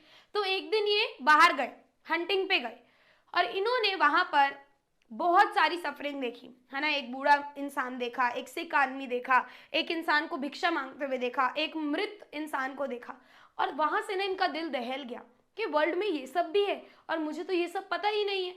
सो on being expose to the suffering of the world which he was earlier shielded from, shielded मतलब protected, जिससे ये पहले बच रखे थे, उन्होंने क्या करा, अपना जो वो राजपाट था सब इन्होंने अपना छोड़ दिया और वो मोक्ष की तलाश में, सैल्वेशन की तलाश में वहां से निकल लिए। इन्होंने सारे वर्ल्डली प्लेजर्स को पीछे छोड़ दिया। अब क्या हुआ, जब इन्हें स्पिरिचुअल अवेकनिंग प्राप्त हुई, मोक्ष इन्हें प्राप्त हुआ, तो इन्होंने अपना पहला उपदेश बनारस में दिया। ठीक है, अब बनारस में एक औरत थी जिसका नाम था किसा गौतमी। इन्होंने उसको रियलाइज कराया कि मैन मॉर्टल है, यानी कि जिस चीज का जन्म हुआ है वो चीज खत्म भी होगी, उस चीज का एंड भी है, और एक समझदार आदमी, एक वाइज पर्सन वही है जो ज्यादा शौक ना बनाए, जो दुख को अपने पे हावी ना होने दे, क्योंकि ये चीज तो नियति में लिखी है कि ये चीज तो होनी ही है, राइट। कि भाई जो इंसान पैदा हुआ है वो दोबारा घूम के मरेगा भी तो, राइट। सो ये चीज उन्होंने उसको रियलाइज कराई। अब गौतम बुद्ध एक नॉर्थ इंडियन रॉयल फैमिली में प्रिंस की तरह उन्होंने जन्म लिया और उनका नाम था सिद्धार्थ गौतम।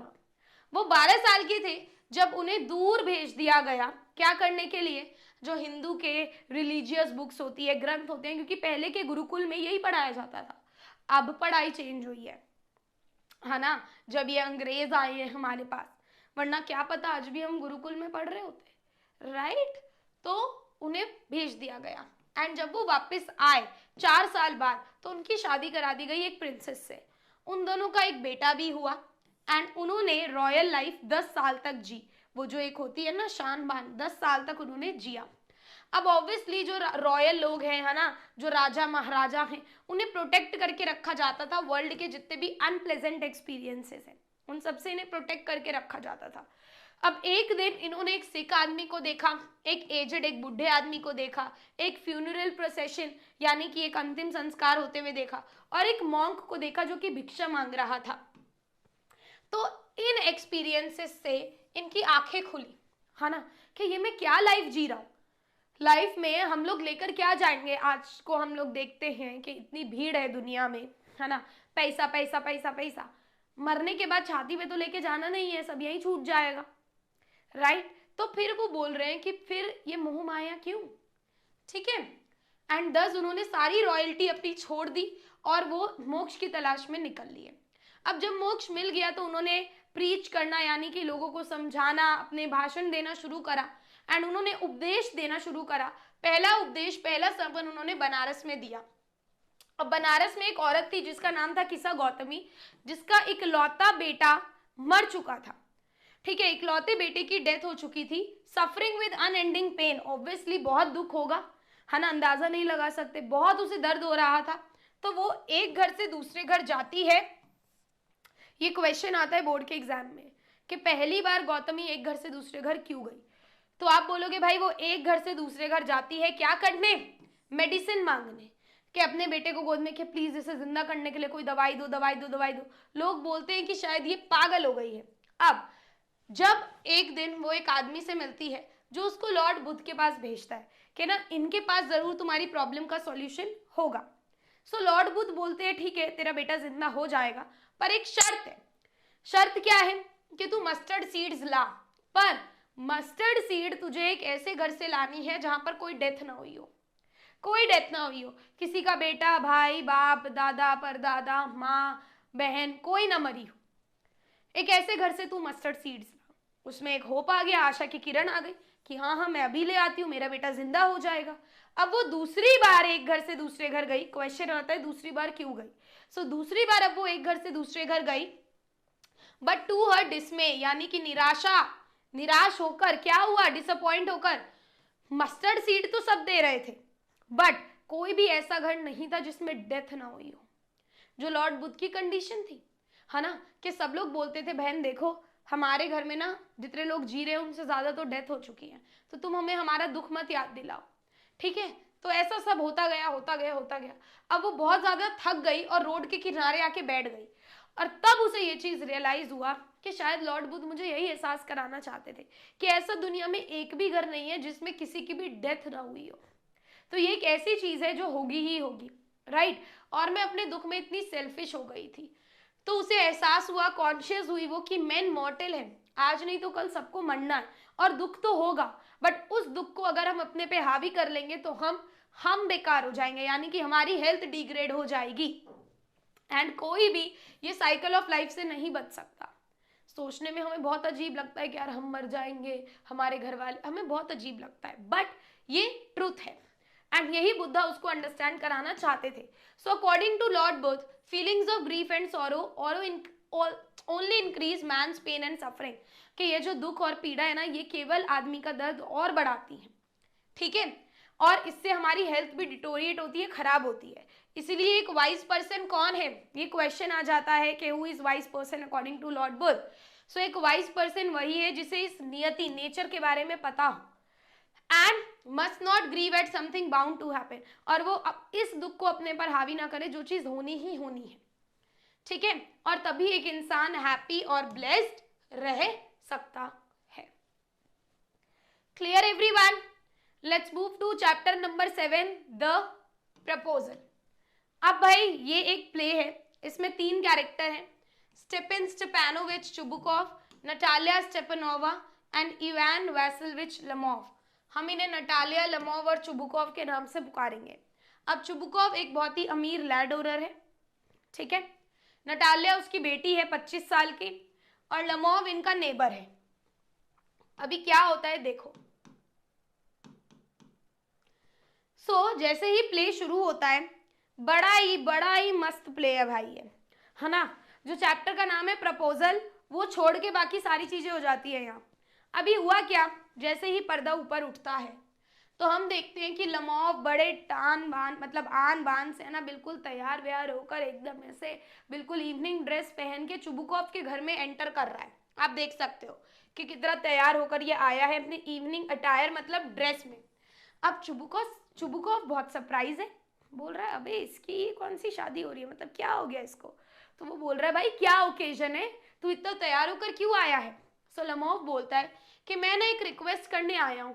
अब चुबुकॉव को लगता है अबे यार ये पैसे मांगने ना आ गया हो मुझसे फिर से, मैं नहीं दूंगा इसको पैसे। So Chubukov anticipates that he must have come to ask for money which he doesn't intend on giving, कि पैसे मांगे तो मैं कतई नहीं दूंगा। बट इतने में ही लमोव क्या बोलता है कि मैं आपकी जो बेटी है ना नटालिया, शादी के लिए उसका हाथ मांगने आया हूँ।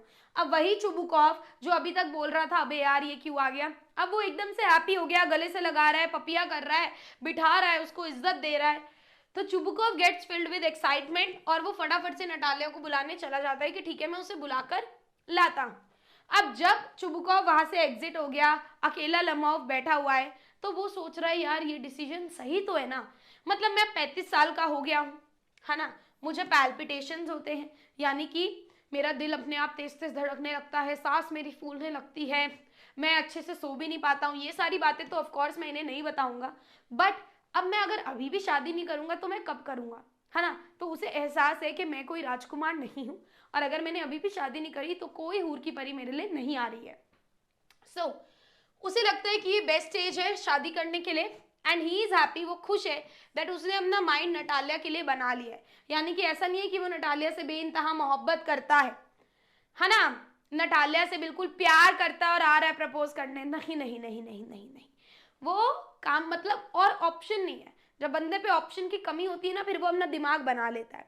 तो वैसे ही तो वो बोलता है देखो नटालिया सही से भी दिखती है, घर भी संभाल लेती है, और तो क्या ही चाहिए फिर मेरे को। अब इतने में ही क्या होता है, नटालिया आती है और लमोव डायरेक्टली कॉन्वर्जेशन पे जंप नहीं करता कि भाई शादी कर ले, वो थोड़ा सा पहले बोलता है कि भाई देखो मैं कितना ग्रेटफुल हूँ और ग्लैड हूँ कि हम दोनों की फैमिली बहुत सालों से एक अच्छे टर्म्स पे हैं, हम लोग नेबर्स हैं और हमारी फैमिलीज एक अच्छे टर्म्स पे हैं। और बात करते ही करते, है ना, यही अच्छे टर्म्स की बात करते करते वो एक बात छेड़ देता है एक जमीन के मुद्दे के ऊपर, ऑक्सन मिडोज, कि ऑक्सन मिडो जो जमीन है वो हमारी है ना, कि भले इस पे बहुत हमारी लड़ाइयाँ हुई, बट अब सॉर्ट हो गया है, ऑक्सन मिडोज मेरा है, और मैं आपसे ना अभी यहाँ पर इतने में ही नटालिया रोक देती है, बोलती रुकियो ऑक्सन मिडोज तेरा कब से हो गया, वो तो मेरा है। ठीक है।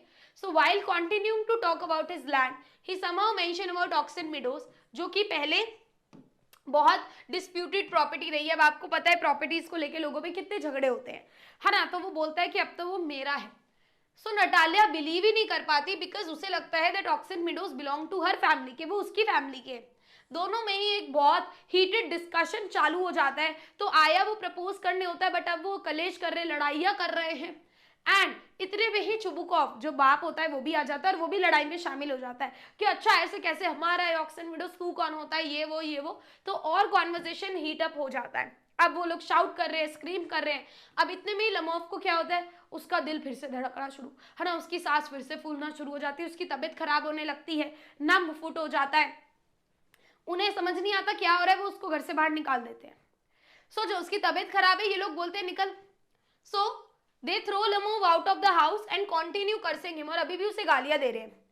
So while speaking ill of him, जब चुबुका उसे घर से बाहर निकाल के आ रहा है, ऐसे निकाल दिया मान लो, अब आ रहा है, हाँ आया बड़ा मेरी बेटी का हाथ मांगने। इतने में नटालिया, क्या व्हाट, हाथ मांगने आया है, लेकर आओ दोबारा, ये रिएक्शन होता है उसका।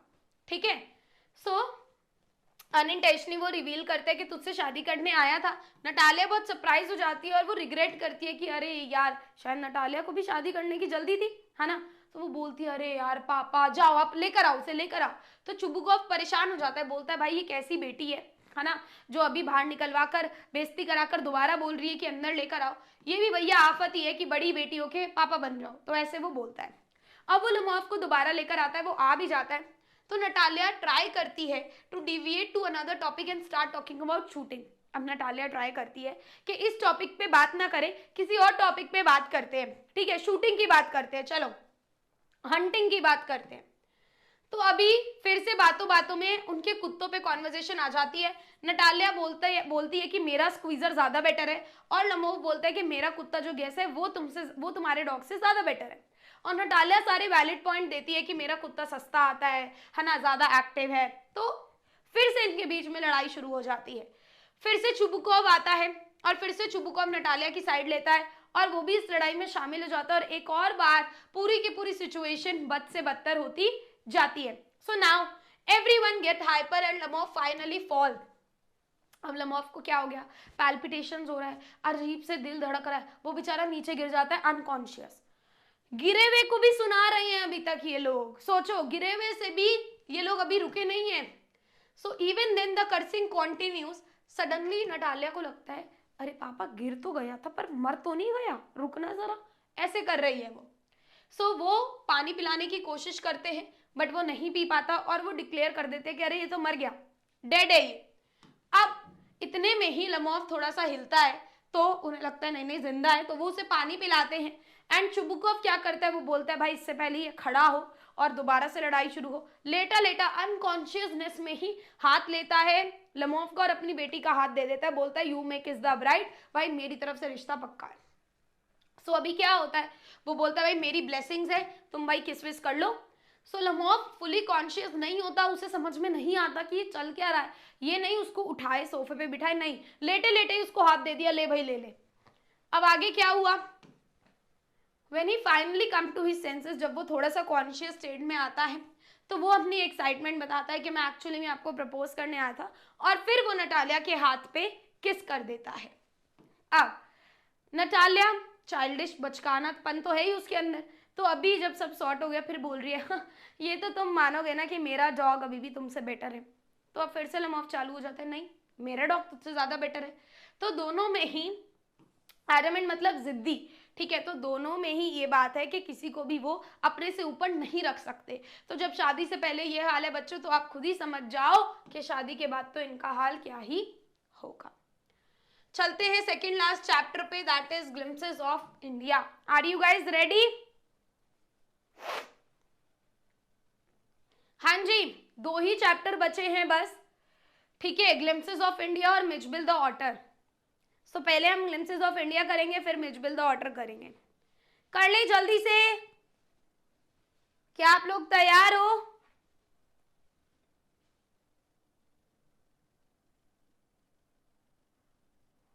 हाँ जी, बोर तो नहीं हुए?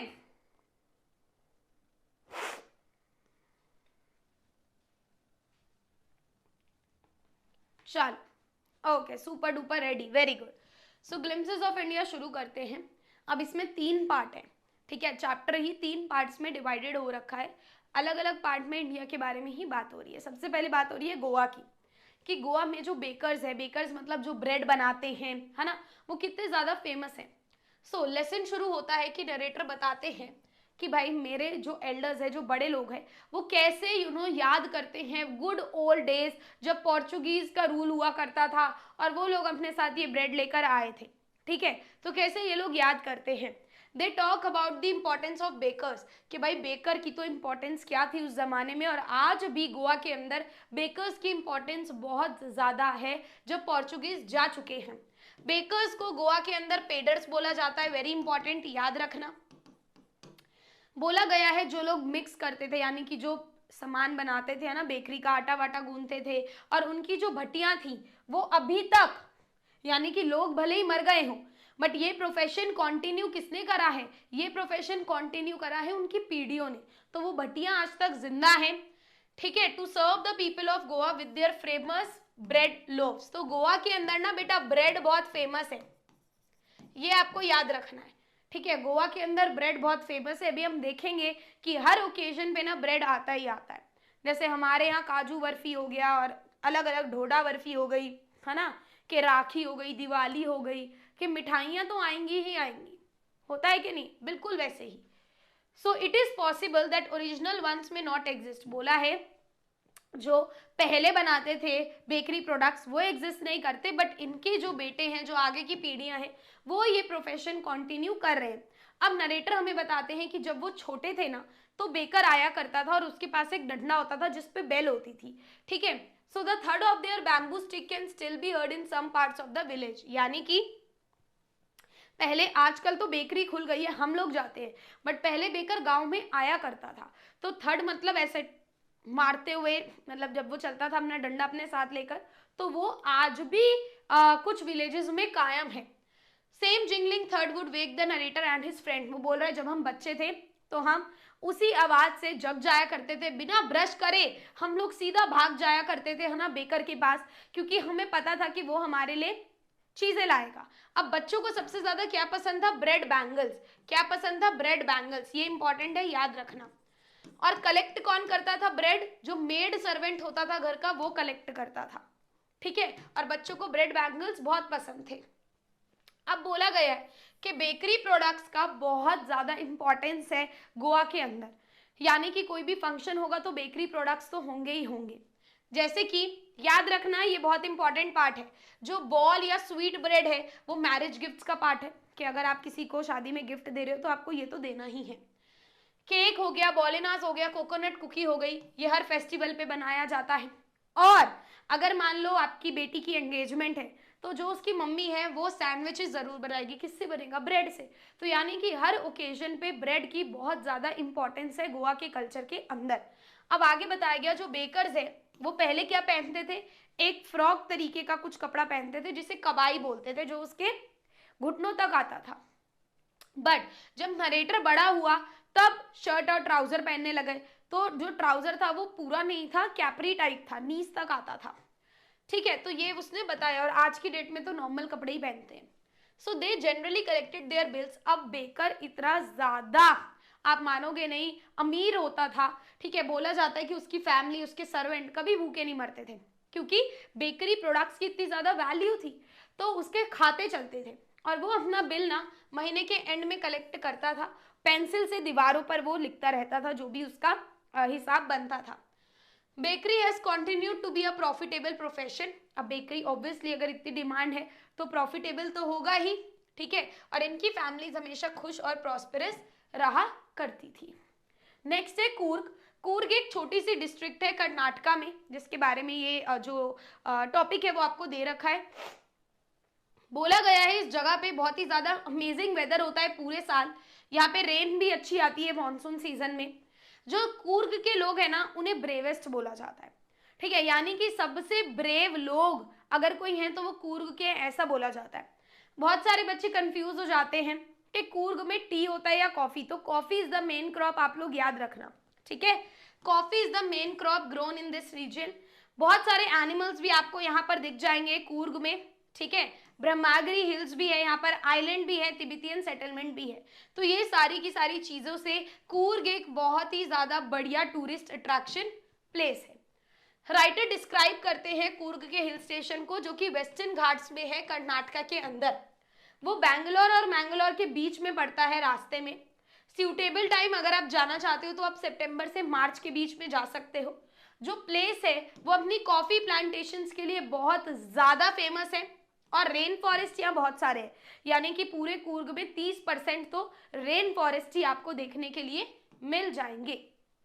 अब जो कूर्ग के लोग हैं ना, उन्हें ब्रेव वॉरियर्स बोला गया, यानी कि कूर्ग के लोगों को बहुत ब्रेव और बहुत ट्रस्टेबल बोला गया है कि ये ऐसे लोग हैं ना जिनको बिना लाइसेंस के गन रखने की परमिशन दे रखी है, ठीक है बच्चा। क्यों? Because of their trustworthiness. जो वुमेन है कूर्ग की वो बहुत प्रिटी है। कूर्ग के लोगों को कोडावूज भी बोला जाता है। ये बाय रिलीजन हिंदू ही होते हैं, बट इनके जो थोड़े कस्टम जो परंपराएं होती है वो मेन हिंदू से थोड़ी अलग होती है। ये अपनी ही कम्युनिटी में शादी करते हैं। अब यहाँ पर एक इंपॉर्टेंट क्वेश्चन जो पूछा जाता है कि भाई जो कोडावूज है ना, बोला जाता है कि नहीं तो ये ग्रीक और नहीं तो ये अरब से बिलोंग करते हैं, यानी कि जो इनके पूर्वज थे नहीं तो वो ग्रीक थे नहीं तो ऑफ अरेबिक डेसेंट के थे। अब ऐसा क्यों बोला जाता है? बोला जाता है कि कुछ अलेक्जेंडर आर्मी के जो लोग थे वो यहाँ पर आए थे, ठीक है। अब कुछ लोग यहाँ पर आए और वो वहीं पर सेटल हो गए, ठीक, और उनके लिए टेक्निकली वापस जाना पॉसिबल नहीं था, ठीक है। वापस अब वो ग्रीस चले जाए ये पॉसिबल नहीं था, तो उन्होंने वहीं के लोकल लोगों से शादी कर ली, अपना घर बसा लिया। तो इसीलिए बोला जाता है कि ये ग्रीक डेसेंट से। अरब डेसेंट का क्यों बोला जाता है? कि इनकी जो एथनिक ड्रेस है ना वो है कूपिया। कूपिया इनकी एक ड्रेस है, एक लंबा सा गाउन टाइप, एंड ये बिल्कुल सिमिलर है किसकी तरह? अरब की ड्रेस की तरह, कूफिया, ठीक है। तो अरब जो ड्रेस पहनते हैं उसका नाम है कूफिया, ये भी एक सेम सी ड्रेस पहनते हैं जिसका नाम है कूपिया। तो इसलिए भी अंदाजा लगाया जाता है कि शायद ये लोग, इनके जो थोड़े पूर्वज थे वो अरब साइड के भी हो सकते हैं। अब जो कूर्ग है वहां से रिवर कावेरी ओरिजिनेट करती है।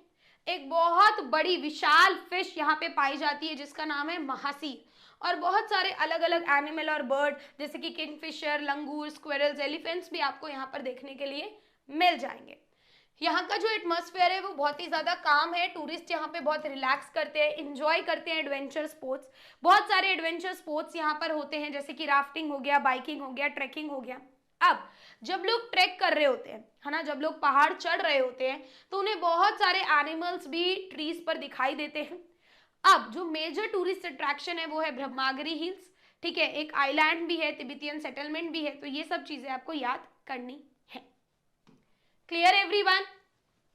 नेक्स्ट आ जाते हैं टी फ्रॉम असम पे, जो कि थर्ड पार्ट है। अब यहाँ पर हम असम की बात करने वाले हैं। इसके अंदर दो फ्रेंड्स हैं, प्रांजल और राजवीर। तो ये लोग दिल्ली में पढ़ाई करते हैं, इनकी गर्मियों की छुट्टियां हैं और ये प्रांजल के होम टाउन जा रहे हैं असम। राजवीर पहली बार जा रहा है। अब होता है ना, जब अगर आपका भी कोई दोस्त है तो आप बोलते हो आज यार आज मेरे घर आलू के परांठे खा ले, बोलते हो कि नहीं बोलते हो? बताओ। तो वैसे ही यहाँ पर लिखा है कि भाई प्रांजल और राजवीर ट्रेन में जा रहे हैं। प्रांजल का घर तो असम में ही है, बट राजवीर यहाँ पे पहली बार जा रहा है।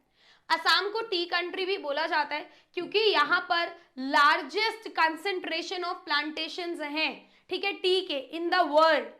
नाउ ड्यूरिंग देयर जर्नी वो चाय के बारे में बात करते हैं कि भाई बहुत सारी स्टोरीज है कि चाय का जो ओरिजिनेट है वो कैसे हुआ ना, चाय कैसे इतनी ज्यादा पॉपुलर हुई, तो वो उनके बारे में डिस्कवर करते हैं। सो कहानी शुरू होती है, ठीक है, चाय के बारे में पूरी की पूरी कहानी है कि कैसे इसकी हिस्ट्री रही, क्या इसकी डिस्कवरी हुई। अब दो फ्रेंड्स हैं प्रांजल और राजवीर, जो असम जा रहे होते हैं, प्रांजल के होम टाउन। ट्रेन में बैठे होते हैं और इतने चाय वाला आता है कि चाय ले लो, चाय ले लो, चाय ले लो, और वो बोलते हैं कि हम दोनों भी चाय ले लेते हैं। And almost everyone in the compartment सब चाय लेते हैं क्योंकि चाय एक ऐसी चीज है जो इंडिया में बड़े शौक से पी जाती है ना। कोई भी घर आता है, बेटा चाय बनाओ, है ना। सो अब क्या होता है, वो 2 कप ले लेते हैं, बाकी ट्रेन के कंपार्टमेंट में सारे लोग चाय लेते हैं। अब उधर से उनकी जर्नी शुरू होती है। प्रांजल अपनी बुक पढ़ना शुरू कर देता है क्योंकि प्रांजल को इतना कुछ एक्साइटमेंट नहीं है। अपने घर ही तो जा रहा है, सारी चीजें उसने देख रखी है। बट राजवीर बहुत ज्यादा एक्साइटेड है, वो बाहर की ब्यूटी देखना चाहता है क्योंकि वो असम पहली बार जा रहा है। सो अब ये क्वेश्चन भी आ जाता है कि दोनों बच्चों में सेम लेवल ऑफ एक्साइटमेंट क्यों नहीं है। तो आप बता सकते हो कि भाई प्रांजल का बिकॉज वो होम टाउन है, राइट, तो इसीलिए उसे एक्साइटमेंट नहीं है। But Rajvir is going there for the very first time and he decides to enjoy the scenic beauty. अब वो देखता है बाहर बहुत सारी ग्रीन फील्ड्स उसको दिख रही हैं। राजवीर बहुत ज्यादा एक्साइटेड है, उसे बड़ी बड़ी टी प्लांटेशंस दिखने लगती हैं। But Pranjal is unable to match the same level, उसमें वो इतनी एक्साइटमेंट नहीं है because he was born and brought up in Assam, क्योंकि वो असम का ही रहने वाला है, इसलिए उसमें बिल्कुल भी एक्साइटमेंट नहीं है। और असम को बेटा टी कंट्री भी बोला जाता है। अब राजवीर एक बहुत ही होशियार, बहुत ही अच्छा बच्चा है, ठीक है। अब राजवीर क्योंकि वहां पे पहली बार जा रहा है तो उसने बहुत सारी रिसर्च करी है असम के बारे में। अब उसने पता लगाया कि हाउ टी वॉज डिस्कवर्ड, और वो राजवीर प्रांजल को बताता है कि तुझे पता है कि it dates back to 2700 BC, यानी कि ये जो चाय है ना ये बहुत पहले डिस्कवरी इसकी की गई थी। अब वो बोलता है कि पहली बार ना चाय चाइना में पी गई, ठीक है, चाइना से फिर वो यूरोप में आई 16th सेंचुरी में, और यूरोप में ना वो अपनी मेडिसिनल प्रॉपर्टीज के लिए पी जाती थी, यानी कि एज अ बेवरेज नहीं कि जैसे हम पीते हैं आज अमृत की तरह, एज अ मेडिसिन वो यूरोप में यूज की जाती थी। अब बहुत सारी स्टोरीज है बोल रहा है वो चाय के बारे में, उनमें से वो 2 स्टोरीज हमें बताएगा। पहली एक चाइनीज एम्परर के बारे में और दूसरी है एक बुद्धिस्ट मॉन्क के बारे में। तो बोला जाता है एक दिन एक चाइनीज एम्परर था, ठीक है, क्योंकि वहीं से चाइना में शुरुआत हुई इसकी ये बोला गया। तो वो क्या कर रहा था, उसका पानी उबल रहा था, ठीक है, वो पानी उबाल रहा था एक पॉट में, और कुछ टी लीव्स उसके मटके में आके गिर गई। जब उसे पिया गया तो उसे टेस्ट बहुत अच्छा लगा, तो वहां से टी का जो आगमन है वो हुआ। So the former like the taste, यानी कि चाइनीज एम्परर को टेस्ट पसंद आया। बट जो बुद्धिस्ट मॉन्क था, अब ये जब भी ध्यान में जाता इसे नींद आ जाती, तो इसने गुस्से में अपनी आईलिड्स काट के ही फेंक दी। अब जहां जहां इसने फेंकी बोला जाता है वहां से ये पौधे उग गए, और जब इनकी लीव्स को पानी में डाल के पिया गया तो नींद नहीं आई। तो इसीलिए इसको मेडिसिनल प्रॉपर्टीज के लिए भी यूज किया जाता है। तो बुद्धिस्ट मॉन्क ने क्यों यूज किया, to get rid of sleep. तो ये 2 इसकी कहानियां हैं। अब ये 2 कहानियां उसने बताई। अब जैसे वो डिस्कशन कर रहे थे फाइनली वो अपनी डेस्टिनेशन पे पहुंच जाते हैं, जहां पे प्रांजल के पेरेंट्स उसका वेट कर रहे होते हैं, रिसीव करने आए होते हैं दोनों बच्चों को, और वो उन्हें पहले अपने टी गार्डन में लेकर जाते हैं। सो ऑन देयर वे जब वो एक ब्रिज पे थे तो साइड में राजवीर देखता है एक भरा ट्रक, बिल्कुल टी लीफ से भरा हुआ ट्रक जा रहा है उसकी साइड से। नाउ अब राजवीर बोलता है कि ये तो सेकेंड स्प्राउटिंग सीजन है। तो प्रांजल के पापा बहुत ज्यादा इंप्रेस हो जाते हैं कि राजवीर इतना ज्यादा रिसर्च करके आया, पढ़ के आया है। तो राजवीर बोलता है हाँ जी अंकल, और मैं चाहता हूं कि मैं जब यहाँ से जाऊं तो मैं बहुत सारी चीजें सीख कर जाऊं। He intended to learn a lot more. Clear everyone? Am I clear? Now we are moving to the last chapter, Mijbil the otter, ठीक है। चले बच्चों,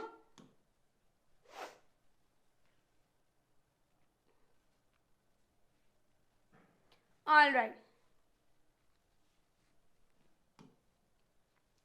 सो मिजबिल द ऑटर में स्टोरी शुरू होती है। ऑथर ट्रैवल कर रहे होते हैं बसरा में। ये चैप्टर्स मैं बार बार ही बोल रही हूँ बच्चों कि मैंने आपको डिटेल में भी पढ़ाए हैं, मैंने आपको लाइन बाय लाइन भी पढ़ाए हैं, और डिस्क्रिप्शन में प्लेलिस्ट का लिंक है जिसमें एक एक चैप्टर मैंने आपको लाइन बाय लाइन पढ़ाया है। ये सारे मिजबिल द ऑटर एवरीथिंग, ठीक है, और इसके क्वेश्चन आंसर्स भी दिए हैं, ठीक है। तो प्लीज अगर आपको लाइन बाय लाइन देखना है, जो कि एक बार तो आपको देखना चाहिए, तो आप लोग देख सकते हो। सो भाई लास्ट चैप्टर है हमारा, ये बुक का ही लास्ट चैप्टर है। सो मिजबिल द ऑटर जो है वो शुरू होती है कहानी, ऑथर बसरा में ट्रैवल कर रहे होते हैं अपने फ्रेंड के साथ। अब अपनी जर्नी में ऑथर जो है वो बताते हैं कि कैसे उन्होंने एक डॉग पाला था जिसकी डेथ हो गई, और अब वो ना एक ऑटर पालना चाहते हैं, ठीक है। तो लाइफ उनके लिए बहुत लोनली हो गई है क्योंकि डॉग के जाने के बाद वो बहुत अकेला महसूस कर रहे हैं, तो इसलिए वो एक ऑटर रखना चाहते हैं इस बार। तो उनका फ्रेंड सजेस्ट करता है कि तुम्हें ना मार्शेस यानी कि टिग्रिस रिवर इराक में तुम्हें लेना चाहिए ऑटर, क्योंकि वहां पर ना जो अरब्स है वो उनको डोमेस्टिकेट करते हैं और वहां पर तुम्हें एक अच्छा ऑटर मिल जाएगा। अब जब वो बसरा पहुंच जाते हैं तो वो देखते उनके फ्रेंड का मेल तो आ गया है, बट उनका मेल नहीं आया, जिसकी वजह से उन्हें अभी थोड़े दिन और वहां पर स्टे करना पड़ता है। अब जब वो उनका मेल फाइनली थोड़े हफ्ते बाद आता है तो वो अपने रूम में जाते हैं और वहां पर वो देखते हैं कि 2 अरब जमीन पे बैठे हुए हैं और एक बोरी रखी हुई है और वो बोरी मूव कर रही है और एक नोट होता है कि हेयर इज योर ऑटर, यानी कि उनके दोस्त ने उनके लिए ऑटर भिजवाया होता है। तो वो जैसे ही बोरी खोलते हैं एक ऑटर उसमें से बाहर निकल लेता है, वो पूरा मिट्टी में सना हुआ होता है। So it was a gift from his friend. उन्होंने ऑटर को मिचबिल नाम दिया और शॉर्ट में वो मिच बोलते थे। मिच को थोड़ा सा टाइम लगा ओपन अप होने में और अपनी सराउंडिंग्स को पहचानने में, क्योंकि जनरली एक जानवर को आप लेकर आओगे घर में, जब मैं भी जो को लाई थी तो शी वॉज वेरी साइलेंट, है ना, वो इतना ज्यादा घुल मिल नहीं रही थी। बट देन 1-2 दिन बाद फिर जानवर जो होते हैं वो अपना नॉर्मल हो जाते हैं, उन्हें पता चल जाता है हमें यहीं पे रहना है। अब he was covered in mud, वो पूरे के पूरे मिट्टी में कवर हो रखा था, इस हद तक कि ऑलमोस्ट उन्हें 1 महीना लग गया साफ करने में। ठीक है, एक्चुअल जो उसका कलर है ना वो रिवील करने में।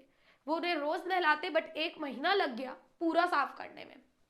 अब मिच को पानी के साथ खेलना बहुत पसंद था, उसे इतना पसंद था कि उसने खुद से नलका खोलना भी सीख लिया था। उसे लगता था कि आप अगर एक भी ड्रॉप पानी की सेव कर रहे हो ना तो आप बेवकूफ हो।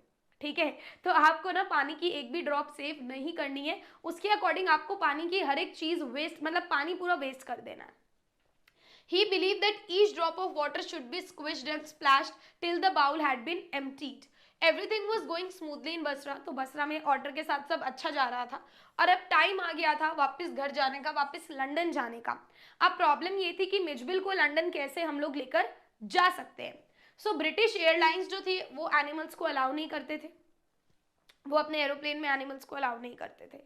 ठीक है, तो उन्हें एक अलग फ्लाइट बुक करने लगी जिसमें वो मिचबिल को अलाउ कर रहे थे इसी शर्त पे कि आप उसके बॉक्स में लेकर जाओगे, वो एक बॉक्स में पैक रहेगा। तो नरेटर ने उसे 1 घंटा पहले ही बॉक्स में डाल दिया ताकि थोड़ा सा उसका हैबिट हो जाए, हैबिचुअल हो जाए वो। ठीक, और वो क्या क्विक मील के लिए, यानी कि उन्होंने कुछ खाया नहीं था, जल्दी से कुछ खाने के लिए वो फटाफट से वहां पे चले गए उसे बॉक्स में रख के। जब वो वापस आए he found that the box was still and Mij had created a mess by destroying the inner lining. जब वो आए वो देख रहे हैं कि बॉक्स बिल्कुल हिल नहीं रहा, उस पर ब्लड हो रखा है, तो वो बहुत ज्यादा डर गए। उन्होंने जब बॉक्स खोला उन्हें पता चला कि मिज ने अंदर की जो लाइनिंग है वो फाड़ दी है, जिसकी वजह से उसे चोट भी लग गई है और ब्लड ड्राई हो गया है। सो अब वो बहुत ज्यादा डरे हुए थे, उनकी फ्लाइट को भी टाइम हो रहा था, उन्होंने बहुत जल्दबाजी में वो निकले। ठीक है, केवल 10 मिनट बचे थे उनकी फ्लाइट को टेक ऑफ करने में, तो फटाफट से उन्होंने साफ करा, कैब करी और फटाफट से वो टाइम पे पहुंच गए।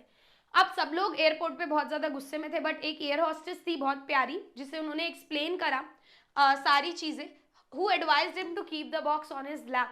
तो उस एयर हॉस्टेस ने परमिशन दे दी कि आप ठीक है बॉक्स को नीचे मत रखो, आप अपनी गोदी में बॉक्स को रख लो। Gavin develop extreme admiration. अब गेविन कौन है यहाँ पर, हमारे नरेटर, तो उन्हें बहुत प्यारी लगी वो एयर हॉस्टेस। वो बोल रहे हैं कि भाई मैं उसके हाथ पे किस करना चाहता था, इतनी दयालु थी वो। ठीक है, she was very kind. As soon as he open the box, जैसे ही उन्होंने बॉक्स को ओपन किया देखने के लिए मिचबिल ठीक है कि नहीं, मिचबिल बॉक्स से कूद गया। सोचो, भरे एरोप्लेन में मिचबिल बॉक्स से बाहर निकल गया एंड डिसअपियर हो गया और केओस क्रिएट हो गया।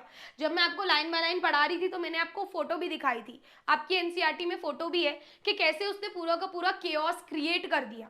राइट, कि वो जो औरत है, एक औरत थी एरोप्लेन में, वो तो सीट के ऊपर ही खड़ी हो गई और उसे लगा कि ये चूहा है। ठीक है, सो पैसेंजर्स वर फ्राइटेंड, सब लोग डर गए। A lady climbed up her chair, chair के ऊपर एक लेडी खड़ी हो गई और वो क्या करने लगी, डरने लगी, चीखने लगी। अब ऑथर मिचबिल को पकड़ने के लिए आगे गए, बट मिचबिल तो हाथ से छूट गया, but author got himself covered in करी। तो एक आदमी करी खा रहा था तो वो ऑथर के पूरे कपड़ों पे गिर गई, तो केओस हो गया।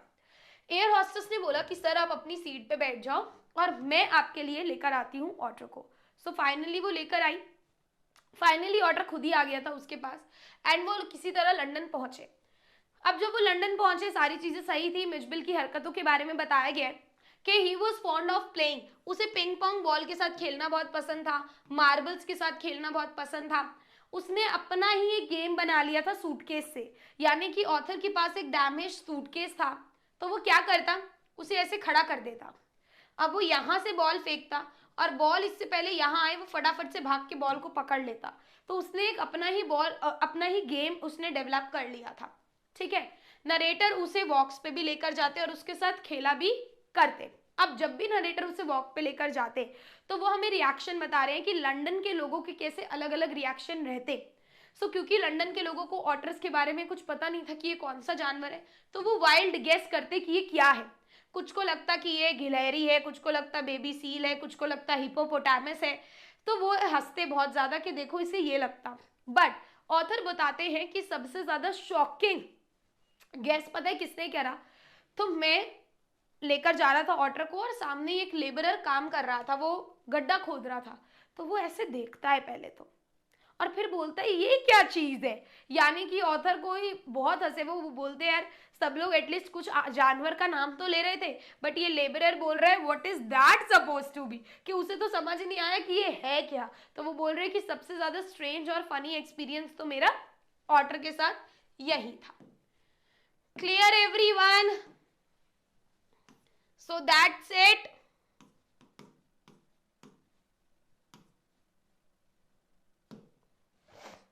As promised, covered all your chapters of first flight, covered all your chapters of poems, covered all your chapters of footprints without feet.